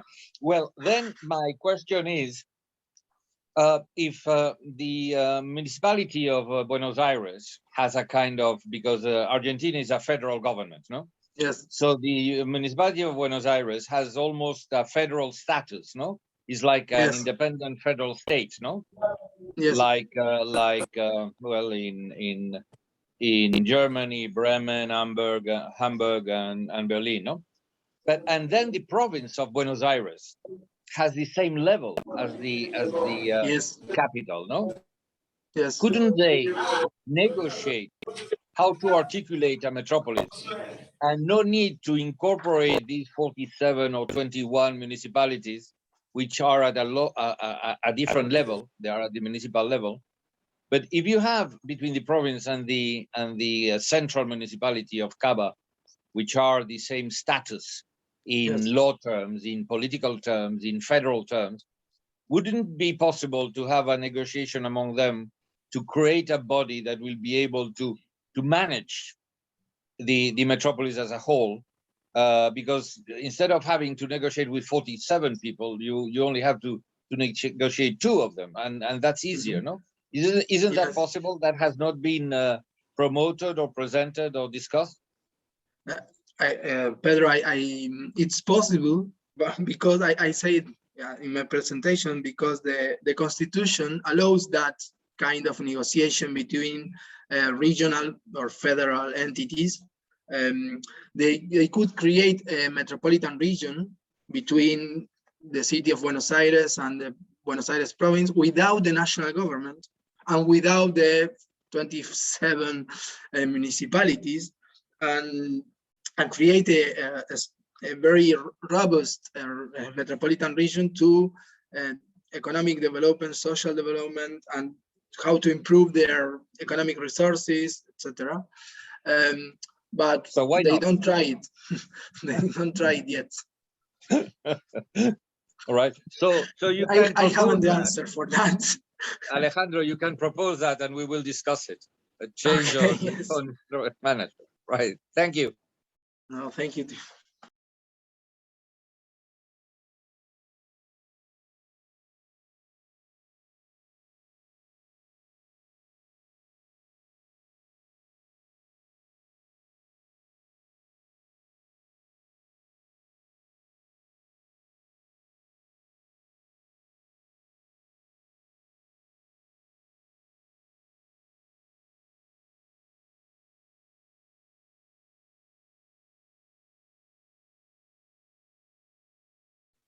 Piyush, are you there?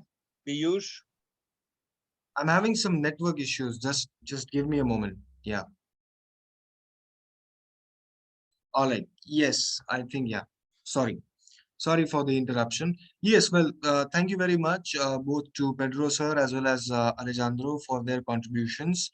And we definitely would like to keep in touch with you for learning more and more about the future dynamics of the Buenos Aires.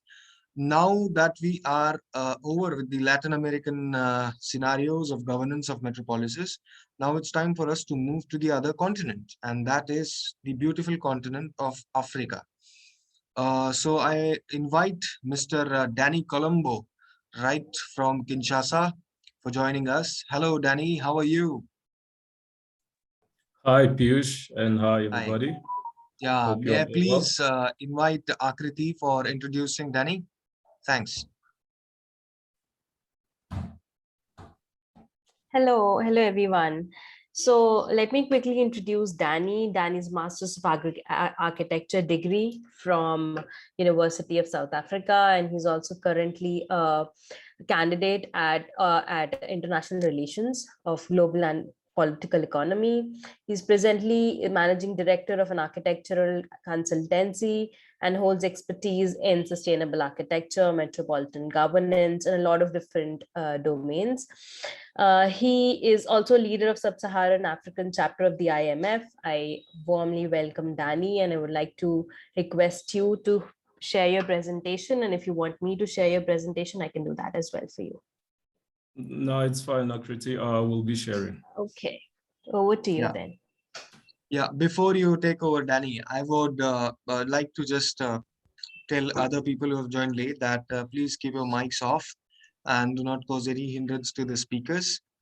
I know for most of the Indians it's the dinner time, but hang on. Yeah, thank you. Go ahead, Danny.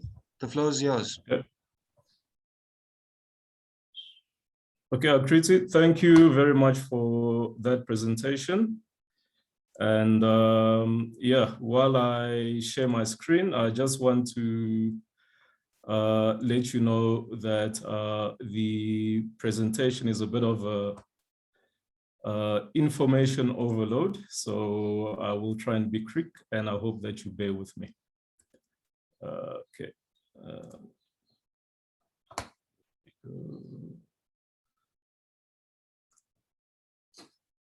Okay, so my presentation today will be on the expansion of the city of Kinshasa. And yes, I'm the head of the South Sahara chapter. And so I kind of represent two cities at the moment, which is Johannesburg and Kinshasa. And I do a bit of traveling and business between the two cities. So yes, just to kind of move forward.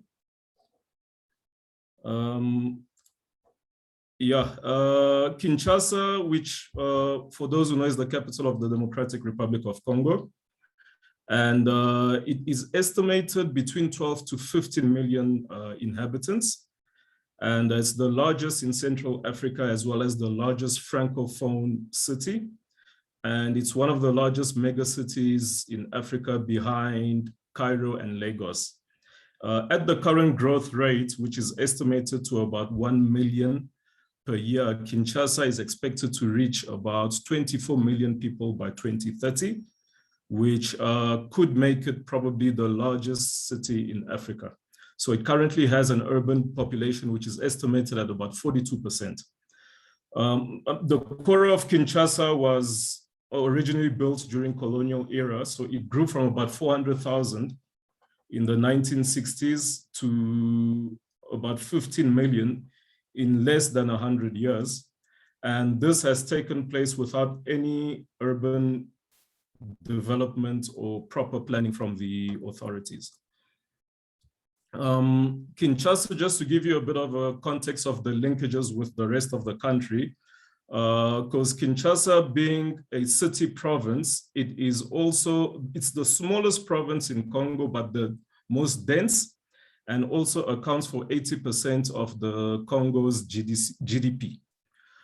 So there's about 5 economic regions in Congo, and Kinshasa has linkages to just about 3 of the 5, or if I can say 4 of the 5 economic regions, which is either by sea, by rail, or by road, including airways as well. So the west region, which is along the Kinshasa and Congo Central, which is the Matadi port, which is the only seaport that Congo has on the western side of the country. So that economic region alone by 2010 was estimated to be about 14 million. And this is the most urbanized region with about 80% of the population living in urban areas. And in spite of that, the economies have not taken advantage of the agglomeration of Kinshasa. I mean, Africa, it's urbanizing at very low income per capita. I mean, if you compare it to countries in East Asia, in the Pacific, you're looking at roughly about urbanization of about 50% with an average GDP of about 5,300 per capita. These are figures from about 2005. Whereas here in Africa, we are urbanizing at about 37% with a GDP per capita of less than 1,000 USDs.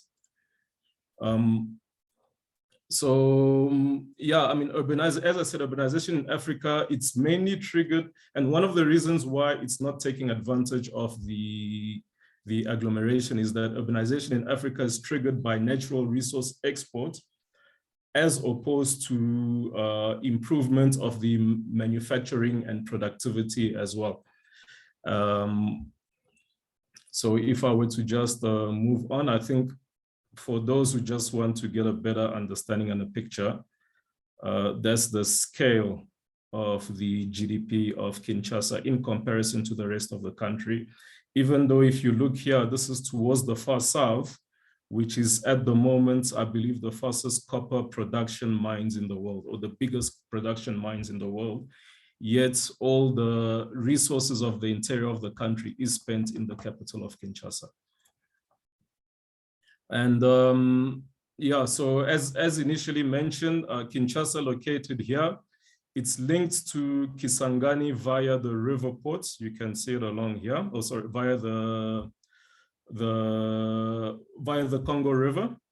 And it also has a railway link from Kinshasa to Kikwit, going as far up as Mbandaka, Kisangani, from Kisangani, which is usually a hub for the east of the country, which receives a lot of its produce from the ports of Mombasa and the ports of Dar es Salaam in the east of the country, which comes through the eastern provinces of Goma, of Kivu, which is the city of Goma and Bukavu.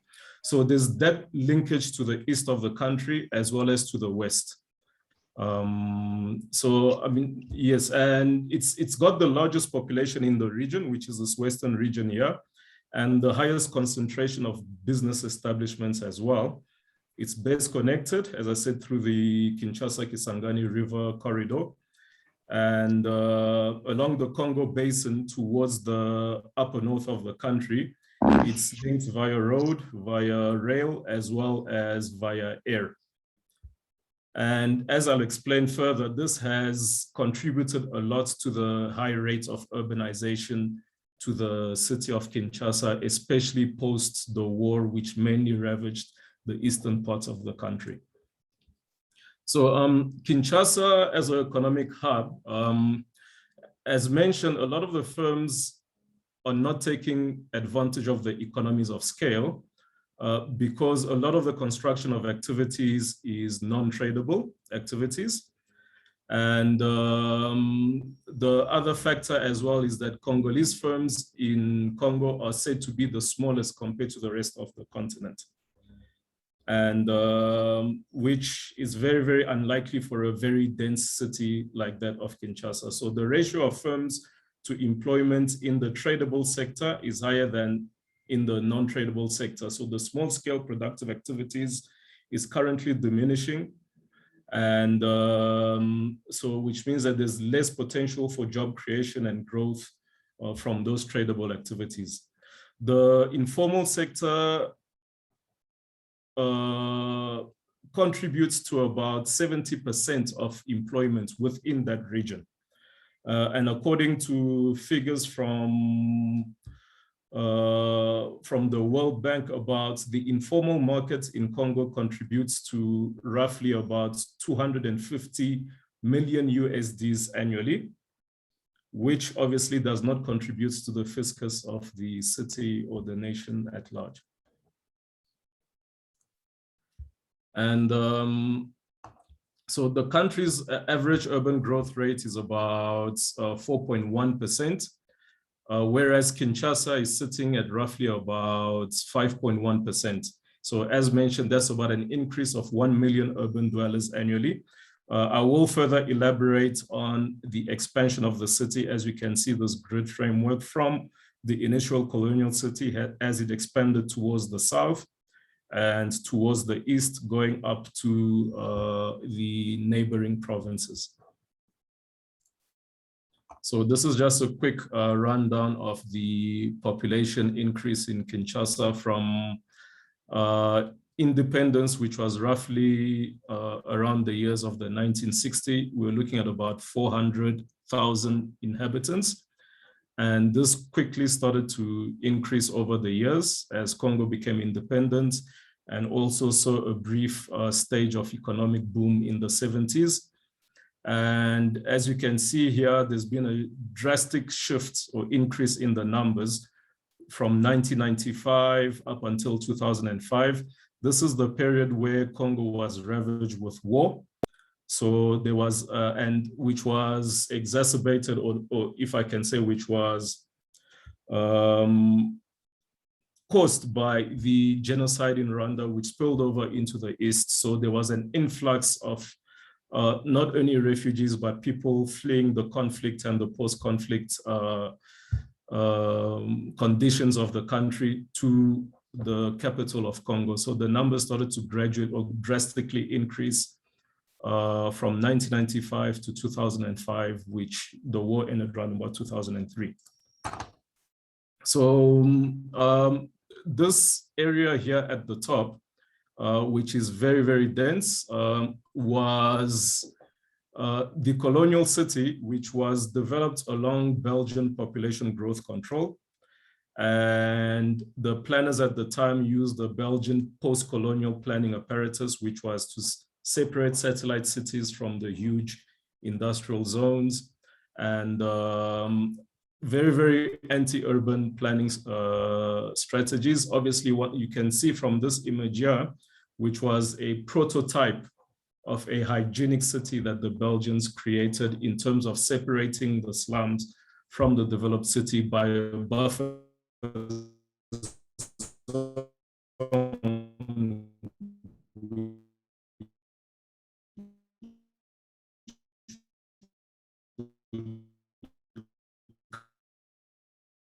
kind of prevents the flies from. And first, further south, this was obviously because of the rapid and uncoordinated expansion.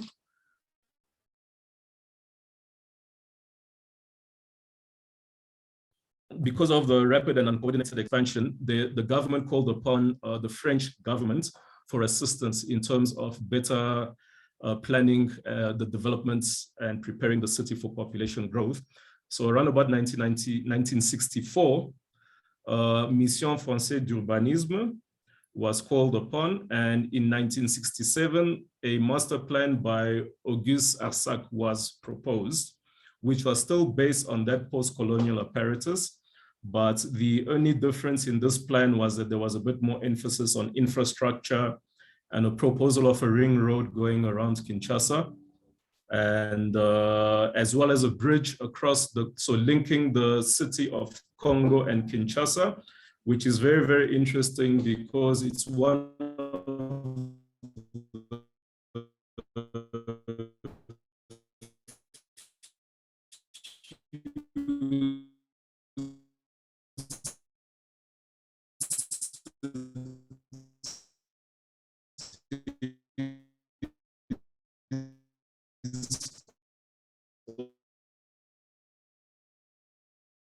the scenario between Kinshasa and Brazzaville. So I think the further details as we go along into that. But these were some of the initial ideas that were proposed as far back as 1967. So, well, this master plan failed. And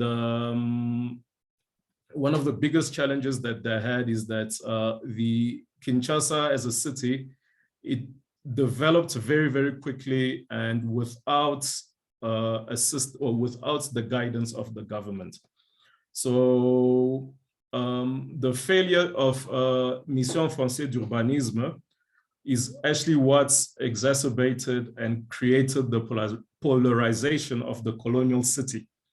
So by creating a bigger gap between the colonial city, which was developed, and the post-colonial city, which kind of became a laissez-faire approach. You can kind of see here, this was a publication from back in the day, and this phenomenon was called à chacun sa maison, which pretty much means that everybody for himself. So it was a land grab where everybody grabbed land in the post-colonial city and appropriated it for themselves. So as I said, this failure by MFU is what also accelerated the slum effects on the outskirts of the city. And this is now the conflict and post-conflict expansion of the city. It expanded south, east, and northeast. Yeah, let me move further. So just to go back to the earlier master plan of the city of Kinshasa, as initially stated, you have the colonial city, which is highlighted here in yellow, and that was separated by a buffer zone from the indigenous city. And further west as well, you've got Leopoldville West, which is now the suburbs of Ngaliema, which is a bit more of the affluent suburbs. Likewise, was separated by a buffer zone from the industrial city. So as the city started to develop post-colonial,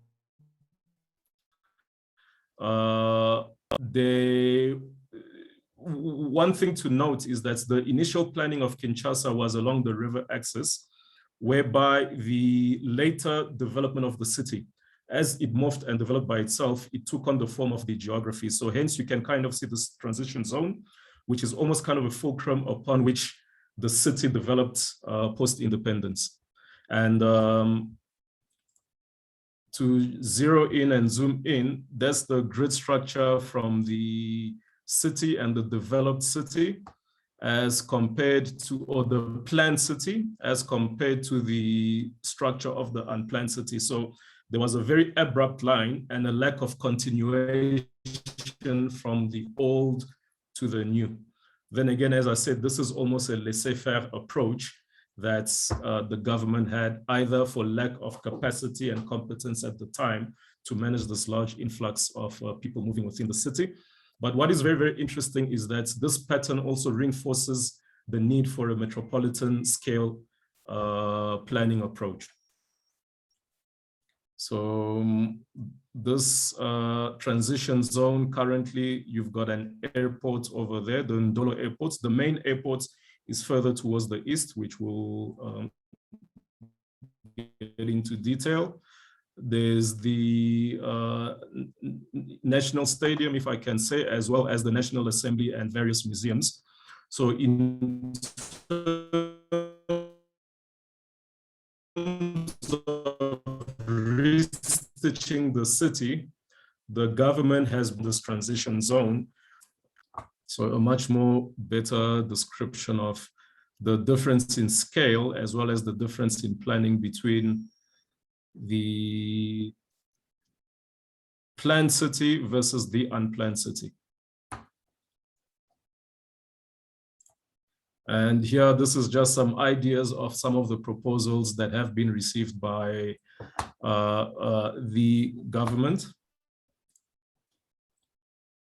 And what's also very, very interesting to note about Kinshasa is as it's expanded further south, we saw the structure of the city going from a very controlled to what we often term as the moss growth or uncontrolled, which is very invasive and was just developed along the topography lines of the city, as you can see here at the bottom. So it went from a very Beaux-Arts ideology to an industrial grid and to a fractured pattern up until a very, very uncontrolled growth of the city. So these are the different facets that we have of this city, which has kind of just taken form by itself. So just to move into the population density of Kinshasa, this is a little bit outdated. However, Kinshasa has expanded by about 30% between over the last decade, so between 2010 and towards the end of the recent decade, which was just before 2020. And it is one of the most densest cities in the world. And it's very, very large population that covers, well, it's a very, very small city or very small area that caters for a very, very large population. And what you can see from this diagram here at the bottom is the comparison of cities in the Democratic Republic of Congo, which is in blue, in comparison to the rest of the world. So Congo has some of the most densest cities, Kinshasa sitting along here. So although areas like Lagos or Rio may have a larger population, but in terms of density, Kinshasa is one of the most densest cities currently. And from land use perspective, and the land use rights is a very, very troublesome issue in Congo. And one of the things that the government is doing its best at the moment is to standardize in order to improve the land registration processes. And this will assist a lot in terms of land tenure that will make transactions easier, boost investment as well as value of land. And this is also intended to strengthen the land security as well as the land market. So yeah, and from what you can see here on top, this is La Gombe, which is a city center, and it is the most densest and most populous area, which, well, not most populous, it's the densest from an infrastructure point of view. And this is where the services are very stable, because that's where a lot of the investments and is being flown into. And it's also where a lot of the affluent population of Kinshasa reside. So this is almost kind of a political economy aspect as to where the money is, that's where the services is going to lie. But as you move further down, it moves from a very residential to a popular formal, all the way to a very non-formal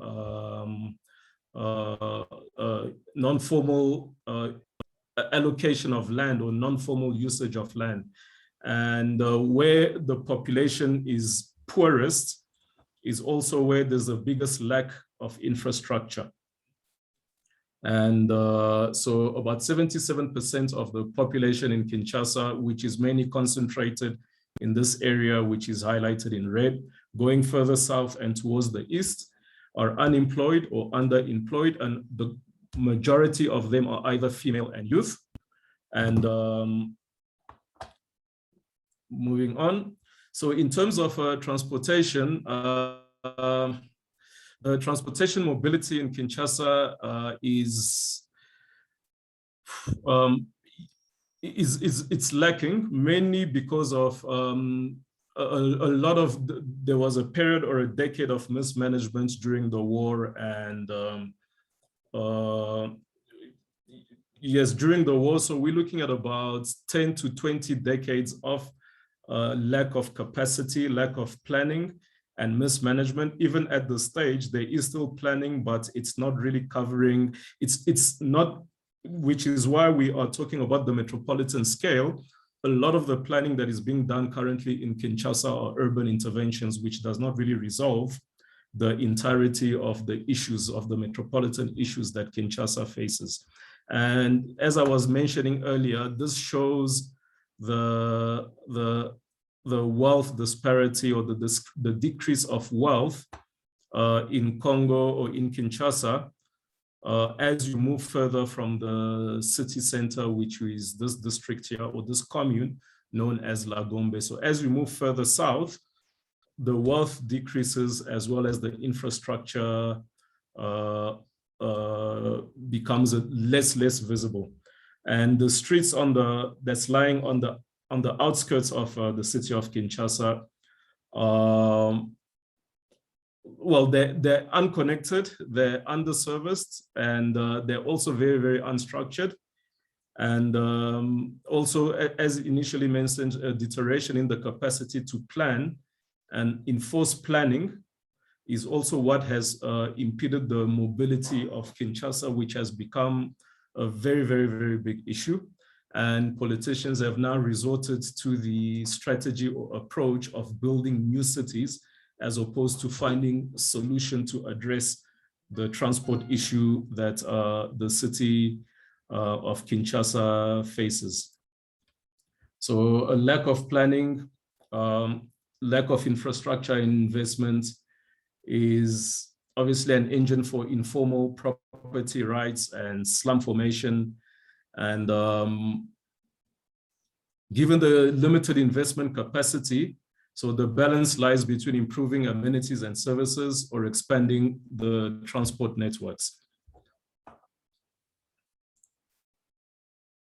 So it is estimated that the poorest in Kinshasa allocate about 31% of their budgets to commuting, that is to and from their places of work, or to do basic errands during the course of the day, which is, well, that's, yeah, so which is about 10% compared to, well, it's 30% in Kinshasa compared to the rest of the African continent or sub-Saharan Africa, which is about 10%. So, and this gap of transportation that the government was not able to fill because most of the trips in Kinshasa are done on foot.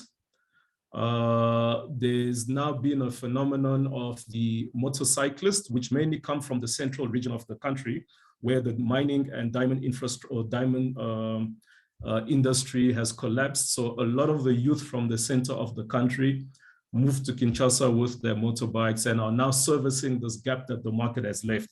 In as much as it's assisting the local population to get around, but it's made the transport system even worse, from reckless and hazardous driving to also very unsafe roads for pedestrians. So as initially stated, 80% of trips are made on foot in Kinshasa, and the average speed for daily commutes between municipalities in Kinshasa is about 14 kilometers per hour, which is why the motorbikes have become the most convenient mode of transport for the masses in Kinshasa. And this is just a demonstration of households that can afford, a percentage of households that have a budget for 2 daily trips a day.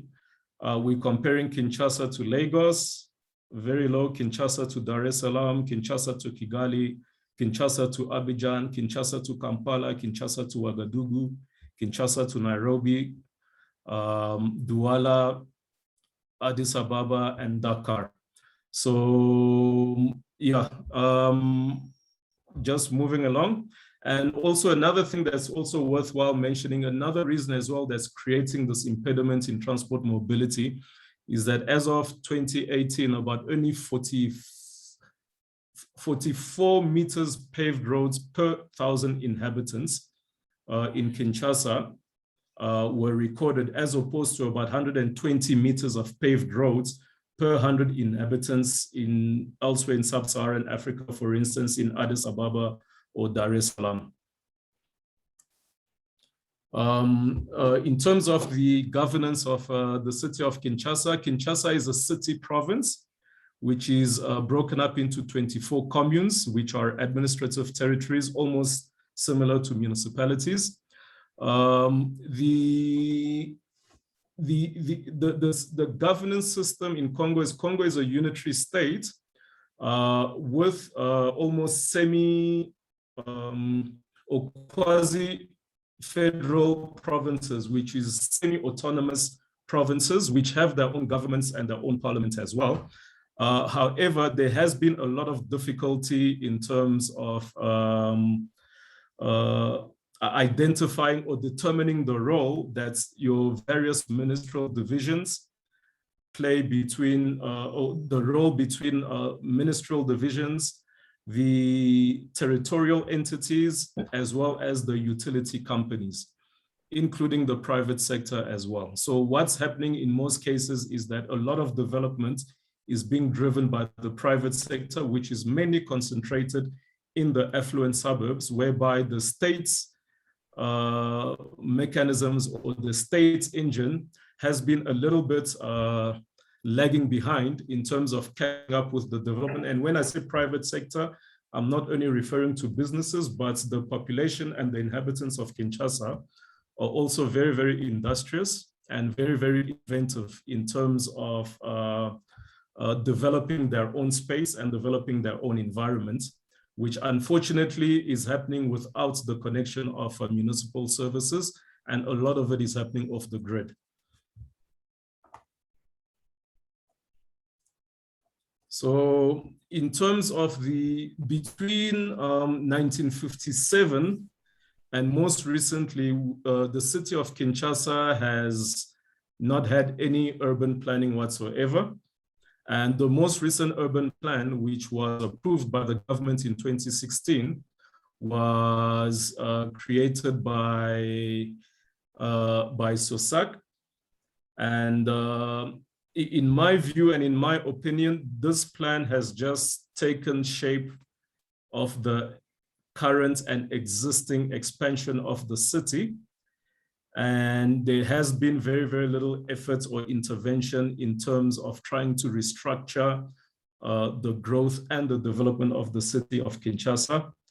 And reason for this as well is some of the urban reference plans and local development plans have mainly been done by donor support, but there has been very limited institutional and technical planning capacity, which has led to a lot of unplanned settlements and underdeveloped lands as well. So with own constructions and making service delivery very, very constrained and very, very difficult. So what I will do in the next slide is now try to see how we can compare what has currently been planned and approved by the city of Kinshasa with a metropolitan framework and matrix. And as I said, with the help of Pedro, a while back, a few months ago, we had the occasion of sitting together and revisiting or proposing a different structure or a metropolitan plan or metropolitan structure for the city of Kinshasa, and not isolating it from the potential and the influence that it has across the river to the city of Brazzaville. So there's already an existing, which is very dormant, an inner metropolitan structure, which has not been very well exploited by the current planners or by the current government. And if I may just add and backtrack, is one of the issues as well why there's very, very little urban planning that's taking place in Kinshasa, is that there is not any university in Congo that actually offers any urban planning courses. So never mind metropolitan management and planning. So going back to the slide, the supranational structure between Kinshasa and Brazzaville can create what could actually become one of the largest supranational metropolis regions in the world, currently sitting at about 16 to 20 million. And as the city grows, this will become the largest agglomeration or largest megalopolis in the world, provided that the planning and management as well as governance, because this will also become a major governance concern. Governance has been well taken into consideration. So what you see along here is the Congo River, and the two cities have actually been aligned along this main directionality. And the secondary directionality is created between the linkage between Brazzaville and Kinshasa. And this is an overlay of the urban versus the metropolitan directionalities. What is in red there is the metropolitan directionalities that we were referring to, which is the axis along the river, as well as the linkage between Kinshasa and Brazzaville. We will also refer to what's happening on this southwestern part of the city as well in the slides to come. And that is the metropolitan axis is very, very disjointed from the urban axis, which, as initially stated, was a development of uncontrolled growth, which went along the geographies and the topography of the existing city. So now the plan would have to be to try and integrate and rope in these two systems. And one of those interventions is along here, you have the Njili Airport, and further towards the northeast, there's a lot of opportunities for growth, mainly in terms of tourism, as well as which is one of the biggest heritage about African metropolitan regions, which is our environmental heritage. So the city of Kinshasa services a lot of the tourism locations and destinations towards the southeast of the coast, northeast of the country, which is starting to bloom and really blossom, and is becoming a very popular tourist destination, not only internally within Congo, but also for international visitors as well. This has also now developed or has created an opportunity for a new city to develop along along the airport, or what I can call an aerotropolis. So there's an opportunity to develop an aerotropolis towards the east of Kinshasa. However, I am not a big fan of that, as it means that a lot of the resources and intellectual capacity and PPP supports that Kinshasa could benefit from will go towards creating these new cities. For those who attended the previous development, we spoke about how it takes about 30 years for a city to grow and how it is difficult for a city to break even during that 30-year growth period. So what happens as the city is developing, or what happens to Kinshasa while this new city here is growing and developing? Anyways, I don't want to get too much into that. We've written objections to the government and tried to encourage them to veer into a different direction, but we are dealing with politics, so I don't want to get too much into that. And as stated, we have this metropolitan axis along here, which is the axis along the airport and the new developments towards the northeast, as well as this directionality that is parallel to the river. And this has been connected with the existing urban structural framework by this linkage that we have here. This is the bridge that is intended between Kinshasa and Brazzaville, but it will not be ideal because of the width or the length of the river between Kinshasa and Brazzaville at this axis. Hence, what Pedro has been proposing is that we create a separate bridge towards the west of the city where the river is very much narrower. So this creates another axis along here, which can actually be used to link the development activity that we have in the east to the west, right through to the, running right through to the, if I can say, the side of the city of Kinshasa, which has kind of been neglected. And in doing that, what that means is that we are now able to create some transit-oriented developments. And what is very notable and interesting, before I get onto the big yellow built urban development nodes, is this corridor that we have here, which raises a lot of opportunities for light rail transit.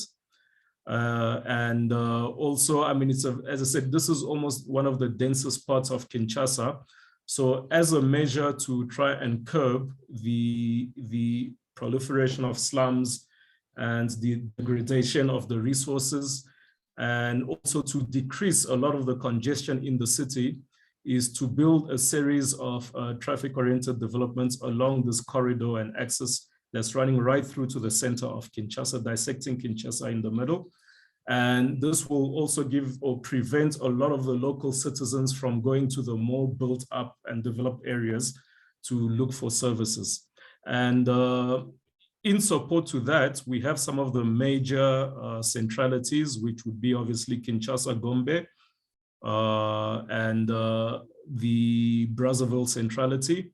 And this new centrality that is created in the commune of Ngaliema, which is also a very fast growing commune that is catering for a lot of middle income residences in the city of Kinshasa. And it would be very ideal, as that would be the location where we would have the bridge linking it to Congo Brazzaville, and from here an access or a road that would link it to the city of Brazzaville. Further along the east, where we currently have a lot of industrial activity as well as a rail line, is where we can develop some further transit-oriented developments. And what you see here is the airport as well. So now what I've done is I've compared it with some of the interventions, or not some of the interventions, but some of the proposals that has been received by the city of Kinshasa. And one of them is, for those who are familiar, is by City Links, which created a strategic plan and tactical urbanism model for the city of Kinshasa. Now, if you compare the two approaches that we have, which is based on the metropolitan framework, as compared to just developing along the natural growth of the city. What I see on the bottom left-hand corner here is that it's very disjointed in that it lacks a lot of structure and rationale. There's really no rationale, and this is just based on the existing popular, undeveloped centralities that is currently existing in Kinshasa. However, in terms of developing this, it does not really make reference to the access and linkages between these different centralities that are about to be developed, as is presented by the metropolitan framework. So this was the proposal, as I said, that was done in 2011, has not really been implemented, and was done in collaboration with the Tonji University, and was presented at the World Expo in 2010.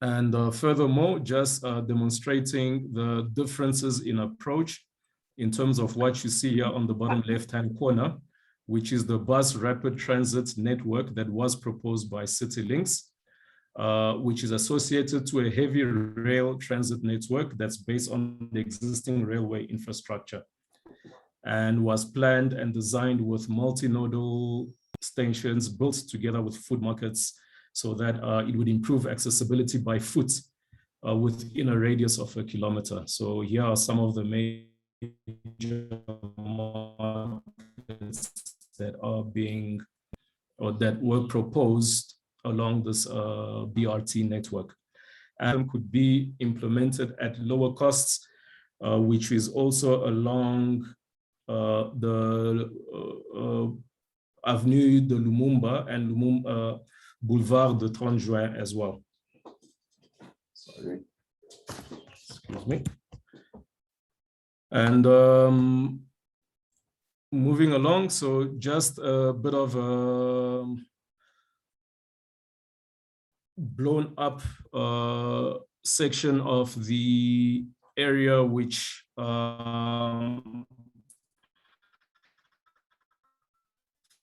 for me, I believe will answer a lot of the metropolitan issues in Kinshasa, which is the balanced urban development city, which so yeah, and in conclusion, I'd like to read a quote from the World Bank.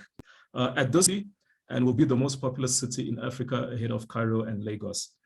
This prospect is an opportunity as well as a threat for Kinshasa. It could become the largest slum in Africa if urbanization is not properly managed. Thank you. Yeah, thank you so much, Danny, for a very long as well as a very full of learnings presentation. I would like to ask the audience if they have any questions. So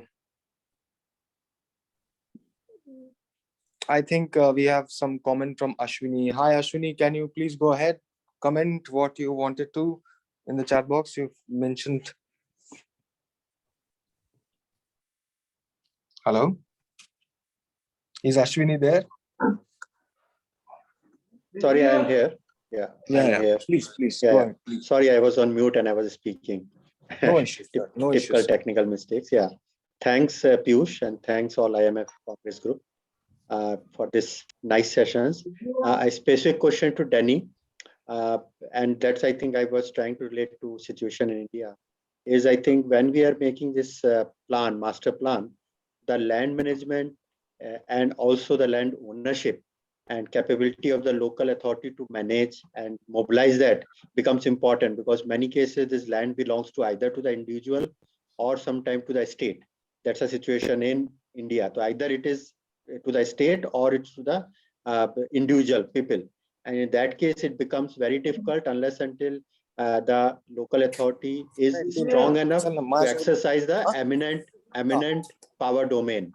and that becomes many times a conflict between the people, or the politics also start happening, and politicians find the place to enter into. And that's, I think, is stall whole plans many times. So what is the experience in case of Kinshasa and Congo in general, if you can tell that? It's a similar situation, or is it a different way? Land is being mobilized and made available to the cities. Thanks, Danny. Okay. So firstly, in terms of the land laws in Congo, the land belongs to the state, and the state issues the rights to title holders to develop the land. Okay, and as in one of the presentations I had explained about what happened post-independence, was there was a free-for-all. There was pretty much a land grab by the local populations in the southernmost part of the city, in the popular regions of the city. So there was a land grab that the government had no control over. And another issue as well was that post-independence, there was also a lot of appropriation of land owned by the colonial inhabitants, which was taken over by some of the local residents. So this has been an issue which the government has been trying to resolve from independence in Congo. And it's also the other biggest challenge is that whenever land has been allotted for future development, which happens in many instances, and because of lack of governments to put resources, these almost end up being not necessarily abandoned, but lacks oversight. And the trend has always been that the local inhabitants ends up invading and taking possession of that land. So in terms of which is why I had mentioned in when I presented the approved master plan for the city of Kinshasa, I'm not a big fan of that, which adds to the comment that you've made, is that it was not, that did not take into consideration the land use and the land tenure in terms of that master plan that was done. Obviously, because of the difficulties, I'm suspecting is the difficulties that they will have in terms of trying to reappropriate that land, if I can say. And so what they've resorted to doing is just doing development along, if I can say, the natural growth and development of the city, and along the existing infrastructure, which obviously some which are state-owned and some which kind of avoids and doesn't want to delve too much into land that has been misappropriated by the local inhabitants. So this is also where I believe the difficulty and challenge of the metropolitan framework will be, as in as much as it is a very innovative structure in terms of realigning the city of Kinshasa, there's also going to be a lot of land use issues that's going to take place in terms of trying to reappropriate that land for services, for new roads, for new rail, and for, if I can say, a much more sustainable land use plan for the city of Kinshasa. So Kinshasa is a city, I don't have all the answers. I think if I had all the answers, I would have a very important role in the, in the country. So I think these are some of the questions that the current government is in the process of trying to resolve at the moment as well. Thank you. Thank you, Danny, and thank you, Mr. Ashwini. And yeah, I mean, it was really well presented, and it was really very informative. As per Adodo, who has given her comment, his or her comment in the chat box. All right. So thank you, Danny, for having joined us today and having shared wonderful information about Kinshasa. Now we move on to our final speaker of the day 3. That is Mr. Constant Cape. Meanwhile, I would like to give a special mention to Ms. Majida, who has been really enthusiastic with the International Metropolitan Fellowship community. Her question is that, can we get the lectures sent by mail? Yes, Ms. Majida, we will be sending you the presentations with the due consent of the authors. Once we get them, we will definitely share it with you. Thank you. And love from India towards Jordan. Yeah. So thank you. Thanks a lot. Yeah. So our final speaker is Mr. Constant, and I would like to introduce him. Mr. Constant is an urban and regional planner and from the University of Nairobi, Kenya. He works with the transforming urban spaces in Kenya, and he also is a senior product manager at the Code for Africa's Sensor Africa Citizen Science Program. He's also an expert advisor at various research projects like Nairobi NMT Knowledge Lab, as well as Transformative Urban Mobility Accelerator Project, etc. He also happens to be a director and convener at Napolitans, which is a think and do tank. Wow, within the Nairobi urban planning space. So without wasting much of our time, I think Mr. Constant has shared his video with us. Ms. Akriti, could you please share his video recording? Yes. And Constant, you want to present it or should I be sharing the video? Oh, let me present since I've made it here. Oh, all right. Fantastic. Okay. Fantastic. Yeah. Please go ahead. Yeah. Thank you. Interesting when it's the same presentation, but it's a bit all more right. exciting All right. when you present. Please. Yeah. Do you want me to share my screen for you to navigate? No, or do you it's want okay. Okay, great. I'll share. Yeah. So good morning, good afternoon, good evening, everybody, and take this opportunity to talk to you a bit about governance in the metropolitan area from a Nairobi perspective. So as introduced, my name is Constant Karp. I'm an urban planner and researcher. I also write at africancityplanner.com, which is a blog that I run. So a bit about Nairobi. Nairobi is the capital city of Kenya, which is a country found in East Africa. As you can see on the left, Kenya is bordered by Ethiopia, South Sudan, Uganda, Tanzania, Somalia, and has a coastline with the Indian Ocean.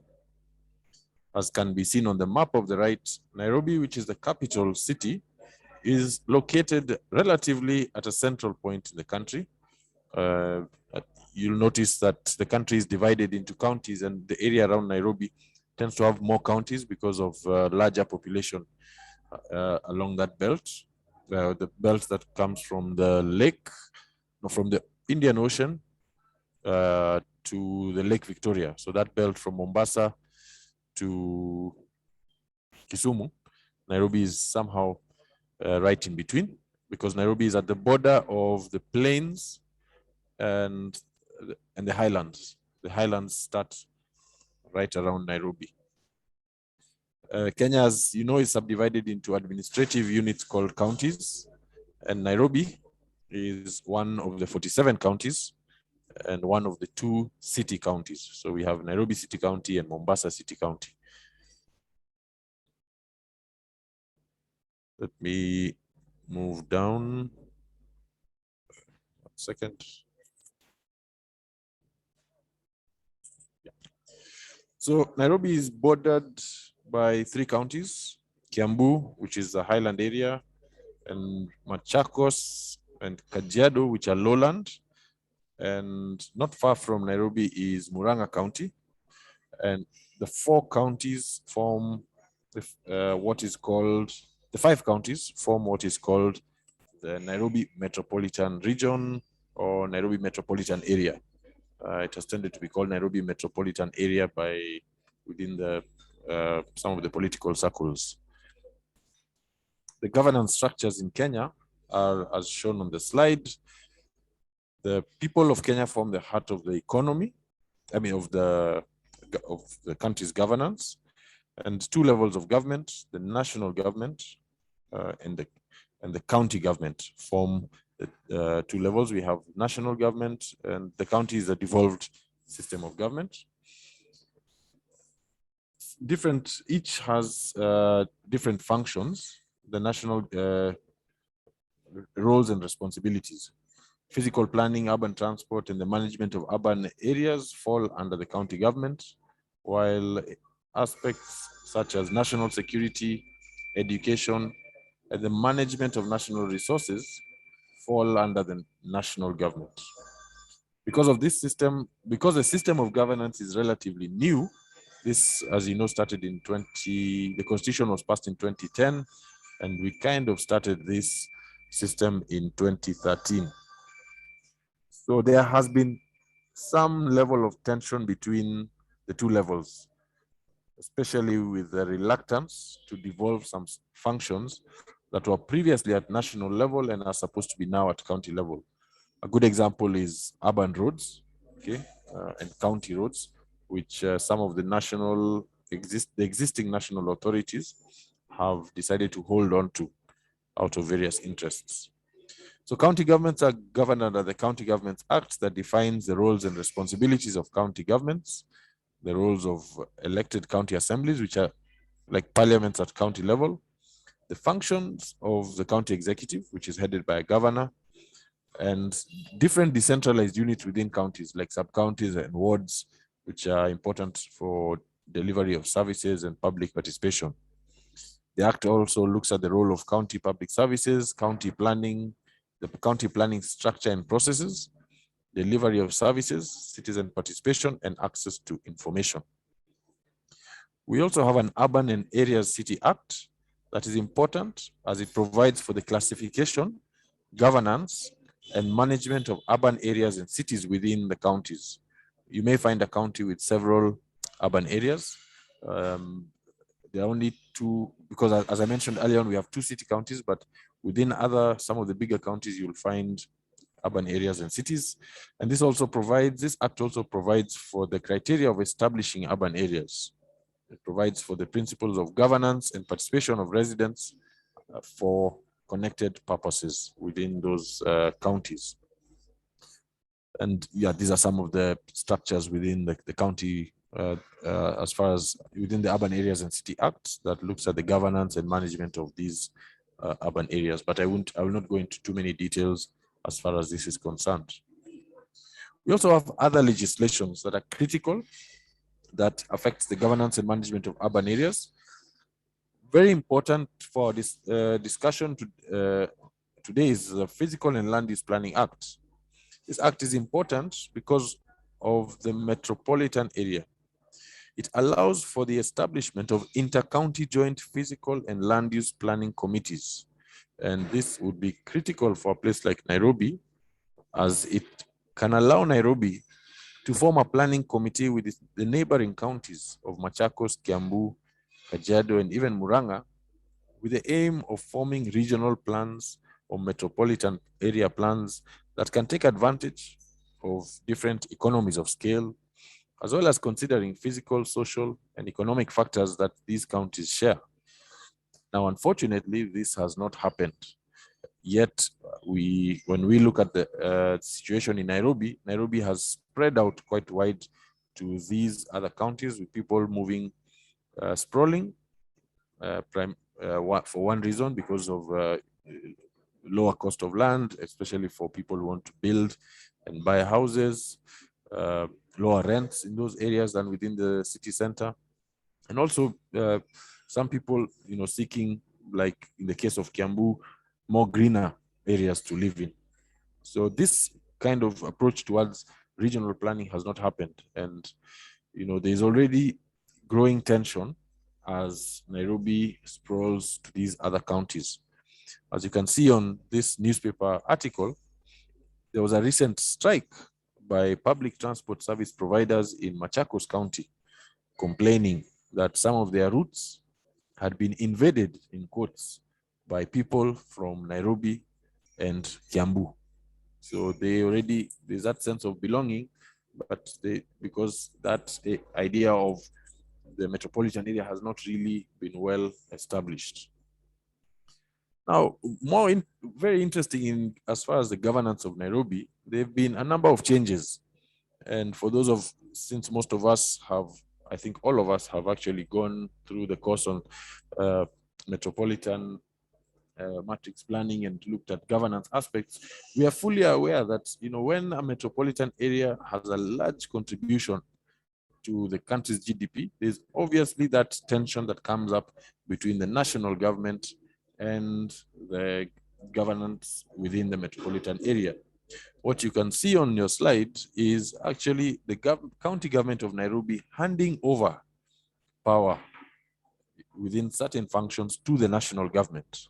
So in the top slide, we have there standing on the right, on the left, the president of Kenya, and sitting down on the right is the governor of Nairobi, the former governor of Nairobi. Unfortunately, he was impeached after almost soon after this event happened, Mike Sonko. And then on the lower picture, we have Major General Badi, who is now heading the Nairobi, a body called the Nairobi Metropolitan Services. And next to him is a picture of Governor Sonko, who has been trying to fight him a lot now on social media. He doesn't have too much power. But through this, idea of handing over some functions of planning, public works, health, environment, and transport, they formed a body called Nairobi Metropolitan Services, which is said to be in office until early 2021. We're not sure how long this body will exist. And although it is called Metropolitan Services, and it has this word metropolitan, its jurisdiction only covers the Nairobi City County and does not have any jurisdiction over the adjacent areas that in real essence form the metropolitan area. This creates a lot of confusion and misunderstanding among citizenry on the understanding of the metropolis and the metropolitan area. There has been one attempt by the national government to create a body that can serve the entire metropolitan region. This was through the formation of Nairobi Metropolitan Transport Authority, NAMATA. Under the advice of donors, the government formed this body to handle some of the proposed mass rapid transport systems like bus rapid transit. The board of the authority consists of the governors of these 5 counties, and it is viewed as a move in the positive direction, and there is need to see which other services can benefit from this kind of economies of scale.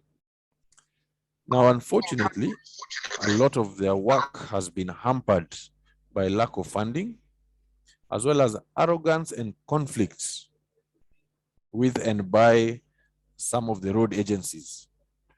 These same road agencies who have refused to have their functions devolved. So you find that NAMATA are actually fighting for space to do their BRT system, etc., etc. And the road agencies are portraying a lot of arrogance, as well as a lack of integrated planning approaches between transport and land use. So in as much as there's a BRT planned, there's a lot of unplanned land management going on within Nairobi and within the metropolitan area. So which also questions whether the time this BRT was planned, whether it's going to outlast its proposal or plan. So what are some of the gaps and lessons we can learn on metropolitan governance? We know that the governance and management of metropolitan areas has recently caught the attention of urbanists worldwide. And a common point of agreement is that metropolitan areas require a different approach from municipalities or cities that are smaller and have clearly marked legal territorial boundaries. Interesting, as early as the 1940s, the concept of expanded cities and suburban expansion was a matter of concern.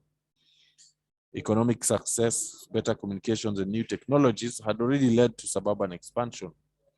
And there was a Barlow report in the UK that at one point proposed the creation of a government department to control regional planning. Then this shifted from a prior case where planning was generally a local affair and not too concerned with population distribution between different localities. Over time, it's been noted that many proposed solutions have failed to touch everyday experiences of individuals in metropolitan areas, especially social and economic issues. And thus, planners, we've all realized the importance of developing strategies for metropolitan areas at a larger spatial scale. Now, unfortunately, we can say this has not really got too much attention in this part of the world, and we've not really put any emphasis in the fact that we need to look at the metropolitan area, holistically, but we are still looking at the city from what it is. Okay, and there are 5 challenges that have been identified, which we also see happening within this in the Nairobi scenario, when the governance of the metropolitan area is not properly handled. It's not a simple matter to balance between those who govern the urban core, which is the main city, and those who govern the periphery, as you will easily end up with different kinds of conflicts. And we recently saw a document from the World Bank by Matt Anderson, who listed 5 challenges that the areas may face. And the interesting thing is we actually see them in the Nairobi scenario. We see the fragmentation of services. We see negative spillovers, that sprawl, pollution moving to some of these suburban areas. We've seen free ridership on some services, and that brings conflict. We've seen this with transport. We see it with pollution. We're seeing it even mobility issues, environmental issues. Underutilization of land. There's still a lot of potential for better land use, both within the city of Nairobi and along as we move towards the outskirts. And of course, disparities in services. Some of these regional areas are not really well served, for instance, with sewer lines, as the inner city is. But there are several sectors that can benefit from collaborations through economies of scale, the provision of services to citizens. We've seen an attempt by Nairobi in mass transit, but we can also move towards things like strategic planning, solid waste disposal, without ignoring the role of democratic, inclusive, and participatory roles for planning and management and governance being in place. Urban areas, we know, require key services like planning, land use management, economic development, solid waste management, environment, health, and transport. And alongside, resilience, tourism, and business support are key for sectors for urban growth and development. Many urban areas have developed separate levels of government or put together collaborative approaches among local governments to adequately address issues that are specific and unique to metropolitan areas. There's an example I put together of how different services can be shared between a metropolitan authority and municipal or city councils. That's shown here. And this may not be too strange to us, but we know, things like strategic planning, we can have that balance. One at, planning at regional scale and then implementation at local scale. Land use management, structural plans at regional scale, local plans, building permits at local scale.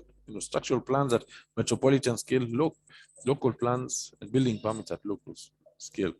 Same thing with transport, solid waste management. Disposal can be at a larger scale, metropolitan scale, whereas collection is at local scale. Same with environment and health. Different ways of having that balance. Local governments, have an opportunity for participatory and devolved systems, as well as representative oversight of different functions. Whereas a metropolitan body may offer the possibility of sharing functions across boundaries through partnership for the development of an upper tier of government. Okay. And one interesting example that comes up in Nairobi is there's always a big argument about the dumping site in Nairobi. Nairobi has its own dumping site. There have been attempts, to relocate it to Kiambu, and the Kiambu people, county government refuses. They say you just want to bring garbage here, and the people. One attempt was made to take it towards Machakos, and there was also a lot of conflict. But if people, they were to work together, there'd be a better understanding and better use of these economies of scale. There are places, other places in the world that we've seen existing structures of metropolitan governance being put into place. We've seen the municipal forums. We've seen metropolitan authorities being put together. We've seen metropolitan governments, or a two-tier or separate entity being elected or appointed. We know about consolidated local governments as well as regional governments. There's a unique planning model I saw that was done in the US, through the formation of the Regional Plan Association. There was quite a very interesting article in the ISOCAP Congress newsletter 2 years ago about some of the planning that this Regional Plan Association came to do.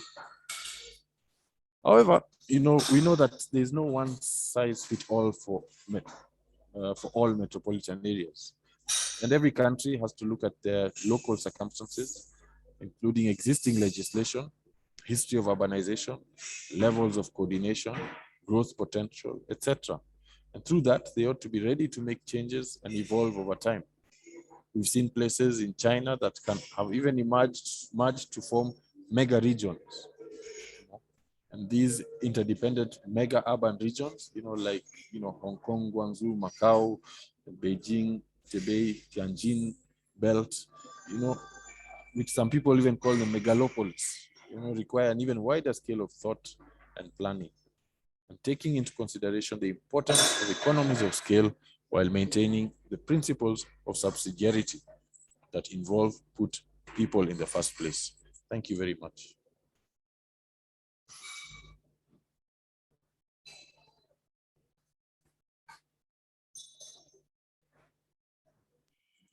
Thank you, Mr. Constant, for your vital contribution and keeping it very crispy and interesting. In fact, the wonderful dimension of your presentation was that it was not just specific to the Nairobi metropolis, but it was definitely a comprehensive presentation where other cities could also, metropolises could take inspiration, just like from the other speakers as well. So thank you so much for having joined with us. Yeah. So with this, basically we are over with the various speakers that we've had today from 3 to 4 different continents, 3 to 4 different metropolises, and the governance paradigm of them, and in fact a very constructive and comprehensive idea exchange, I must say, for every learner out there and admirer of the metropolitan discipline. Before we wrap up today's interesting session, there's an announcement about the next day of the celebration of the International Metropolitan Congress, promoted by the International Metropolitan Fellowship.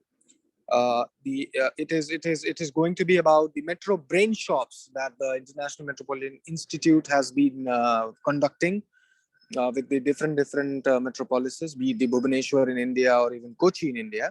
So various speakers and youngsters will be speaking about what was their brain shop about and what were the key takeaways, etc., which will involve a complete picture of that particular metropolis and its vision for the next 50 to 100 years.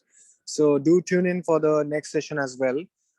Before we wrap up, I would like to thank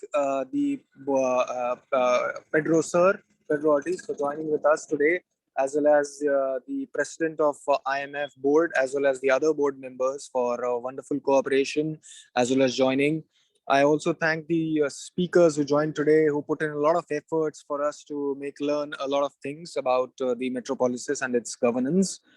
Also, I would like to thank the participants who have joined us, especially Indian participants who've been listening patiently despite of heavy dinner hour. So I think with this, we can conclude today's session. And before we wrap up, I request everyone to open their camera so that we can take a group picture. So I request everyone, if it's possible, open your cam and Mark, the president of our board, will take a screenshot. Akriti, can you take the group shot? So yeah, we'd just like to thank everyone for joining. Hopefully we'll see you again for our last day on November 6th. So looking forward to the next discussions. Akriti, we're good?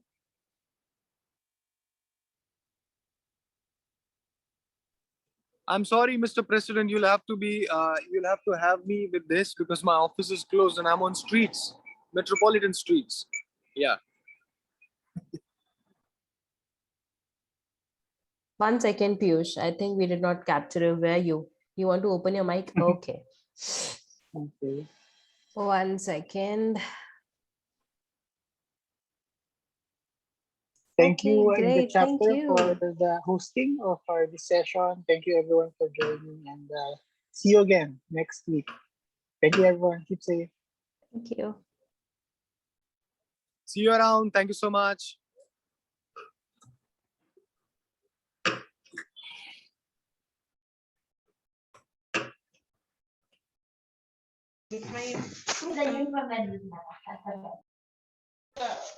Thank you.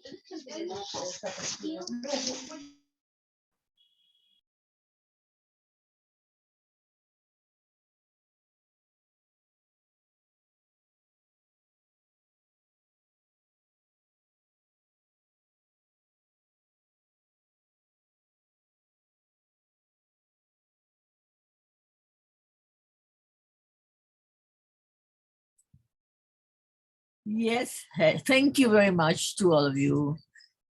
See you on the 6th of November. Yes, thank you, Gretel. It's nice sessions are going on. It's all great to be part of this group and learn from each other. Thanks.